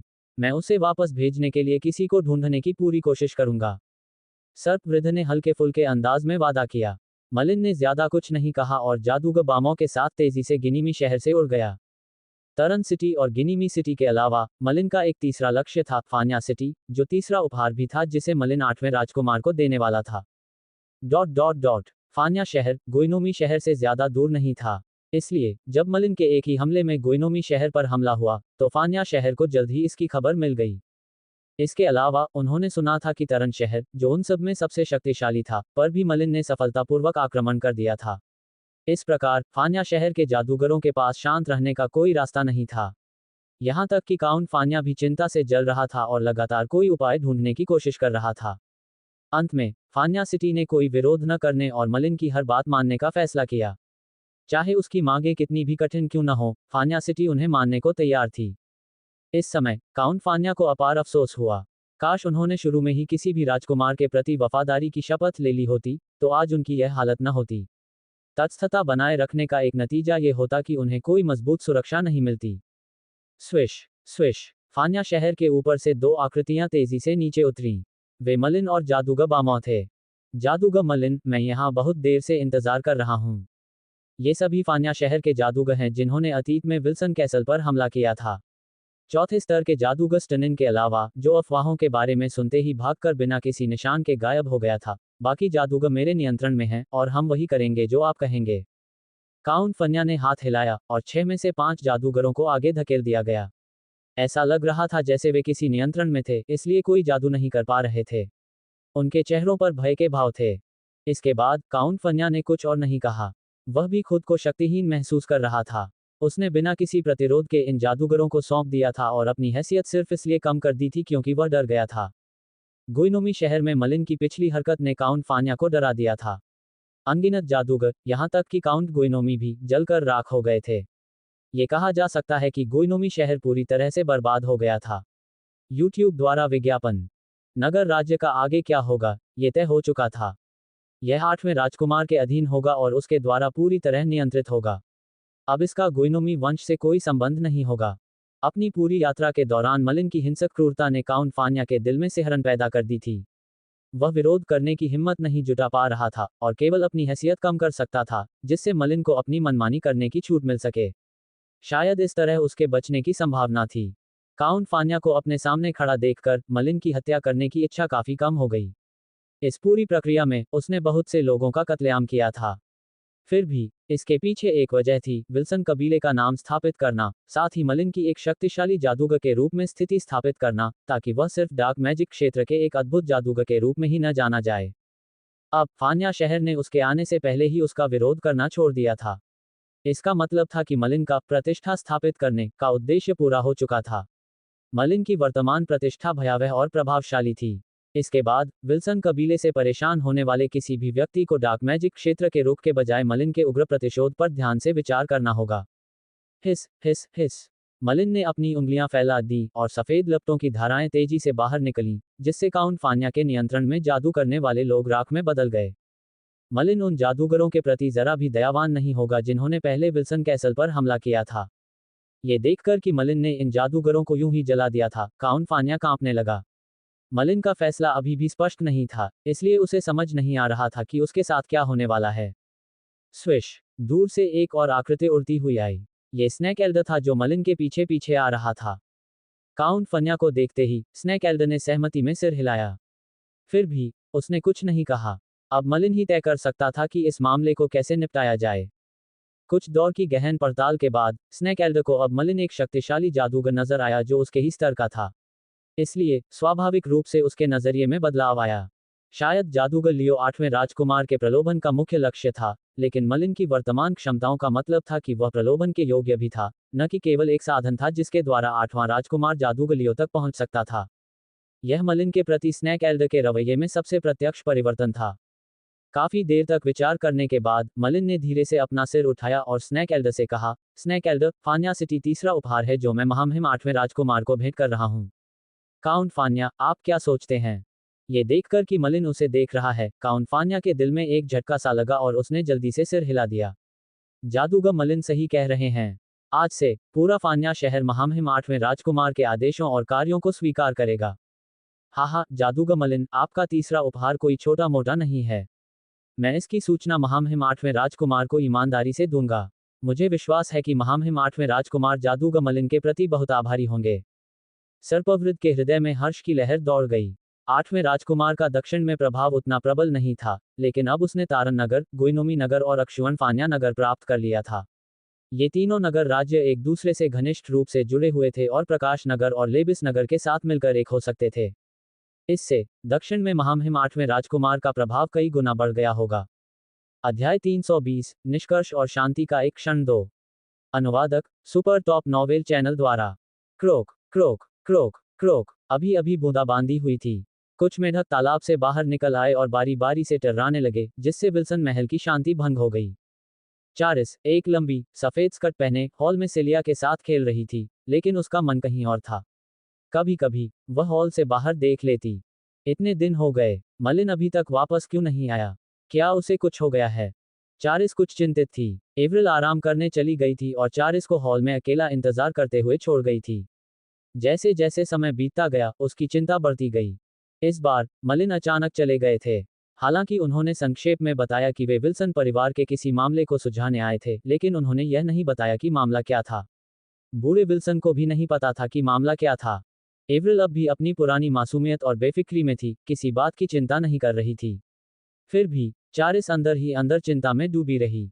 उसे याद आया कि पिछली बार जब विल्सन कैसल पर हमला हुआ था, तो हमलावर नॉमीज नहीं, बल्कि शक्तिशाली जादूगर थे।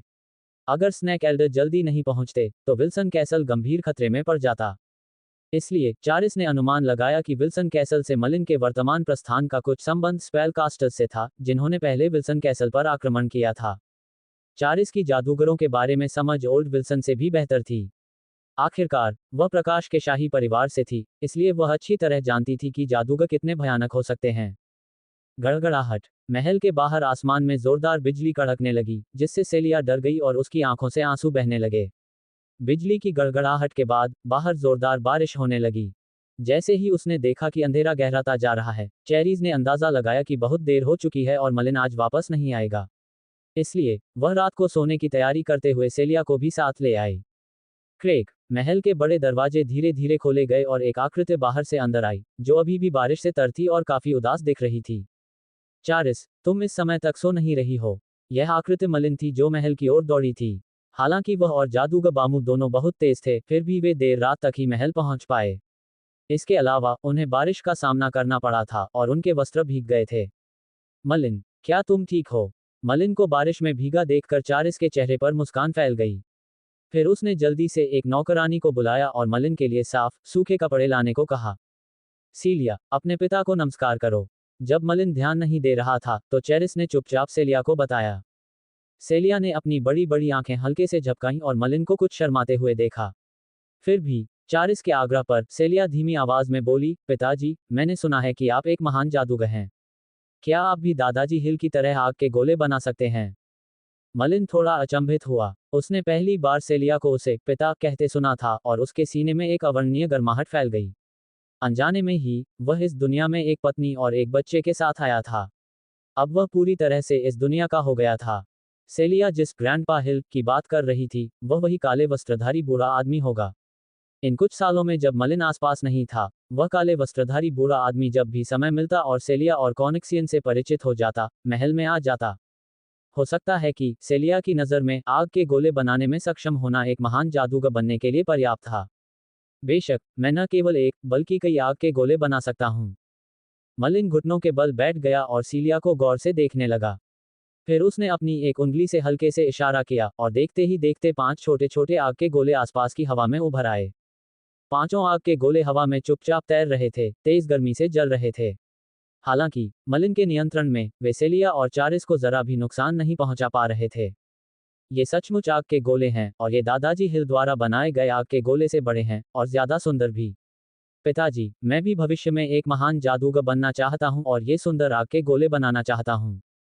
सेलिया भविष्य के लिए तरस रही थी जब वह एक महान जादूगर बन जाएगी और इन सुंदर आग के गोले का निर्माण करेगी। मलिन ने धीरे से सीलिया के चिकने गालों को चुटकी से दबाया। इस वक्त उसके दिल में बस एक गर्म, मुलायम एहसास बाकी था। पिछले कुछ दिनों में बार बार हो रहे कत्लेआम से पैदा हुआ अत्याचारी मूड बिना किसी निशान के गायब हो गया। ठीक है, चतुर सीलिया, भविष्य में तुम जरूर एक महान जादूगर बनोगी। मलिन ने एक अनोखी मुस्कान दी, फिर भी चारिस ने एक उलझन भरे भाव से देखा।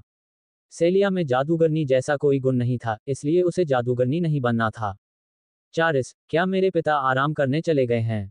मलिन खड़ा हुआ और महल की दूसरी मंजिल की ओर देखते हुए उसने धीरे से पूछा। चारीज ने हल्के से सिर हिलाया। हालांकि वो कहते नहीं, पर तुम्हारे पापा भी तुम्हारे लिए चिंतित हैं। रोज वो बहुत देर तक जागते रहते थे। अब तो उन्हें जागना ही चाहिए। हम पहले सेलिया को बिस्तर पर ले जाओ। मुझे पापा से कुछ बात करनी है। ये कहकर मलिन ओल्ड विल्सन के कमरे की ओर चल पड़ा। Dot dot dot. पिता, मलिन बूढ़े विल्सन के कमरे में आया। जैसी कि उम्मीद थी, उसने देखा कि कमरा अभी भी मोमबत्ती की रोशनी से रोशन था। मलिन, बूढ़े विल्सन ने जल्दी से दरवाजा खोला। मलिन को बाहर देखकर उसके चेहरे पर राहत की सांस आए और उसने राहत की सांस ली। ये बिल्कुल वैसा ही था जैसा चारिस ने कहा था। हालांकि बूढ़े विल्सन ने अपनी चिंता खुलकर जाहिर नहीं की, लेकिन असल में वह अंदर ही अंदर मलिन को लेकर चिंतित था। कैसा था वो जादूगर? बूढ़ा विल्सन अब और इंतजार नहीं कर सकता था इस बारे में पूछताछ करने के लिए। हालांकि उसे ठीक ठीक पता नहीं था कि मलिन महल क्यों छोड़कर गया था, फिर भी वह एक मोटा मोटा अंदाजा लगा सकता था। मलिन हंसा। अब सब ठीक है। आज के बाद कोई भी विल्सन परिवार को नीची नजर से नहीं देखेगा। यद्यपि मलिन ने शांति से बात की, फिर भी उसकी आवाज में उसका आत्मविश्वास स्पष्ट दिखाई दे रहा था। मलिन के हाव भाव देखकर बूढ़े विल्सन को पता चल गया कि उन्होंने मामले को ठीक से निपटा दिया है। विल्सन कैसल के सामने जो पिछली मुसीबत आई थी, वह अब दोबारा नहीं होगी। फिर भी बूढ़े विल्सन के मन में अभी भी कुछ चिंताएं थीं, लेकिन मलिन को देखते हुए वह उन्हें व्यक्त नहीं कर पा रहा था। बूढ़ा विल्सन अब ब्लैकवाटर सिटी में पहले जैसा दबंग नहीं रहा। शायद ऐसा इसलिए था क्योंकि ओल्ड विल्सन ने ब्लैक मून साम्राज्य में कई जादूगर देखे थे। शायद विल्सन कैसल के सामने आए संकट का अनुभव करने के बाद उसे पता चला कि रहस्यमयी उभरी हुई मूर्तियों पर आसन करने और एक शक्तिशाली मध्यवर्ती तत्व तलवारबाज बनने के बावजूद वह अभी भी तुलनात्मक रूप से कमजोर और नाजुक था। मलिन, जो पहले हुआ था वो बहुत खतरनाक था। विल्सन कबीले में सिर्फ तुम ही हो जो जादूगर हो। बूढ़ा विल्सन भी विल्सन कबीले के भविष्य के बारे में सोच रहा था। अगर वे एक औसत कबीला होते, तो विल्सन कबीला बूढ़े विल्सन की दुर्जय शक्ति और उनके द्वारा प्रशिक्षित भारी बख्तरबंद शूरवीरों पर भरोसा करके समृद्ध होता रहता। यूट्यूब द्वारा विज्ञापन। हालांकि मलिन अब एक जादूगर बन चुका था, इसलिए विल्सन कबीले पर जादूगर का लेबल लग गया। अगर वे ऐसा चाहते भी तो एक साधारण कबीला बनना नामुमकिन था। मलिन धीरे धीरे गंभीर होते गए और गंभीरता से बोले, पिताजी, मैं आपसे विल्सन कबीले के बारे में चर्चा करने आया हूं। आपने गौर किया होगा कि विल्सन कबीला अब एक सामान्य कबीला नहीं रहा।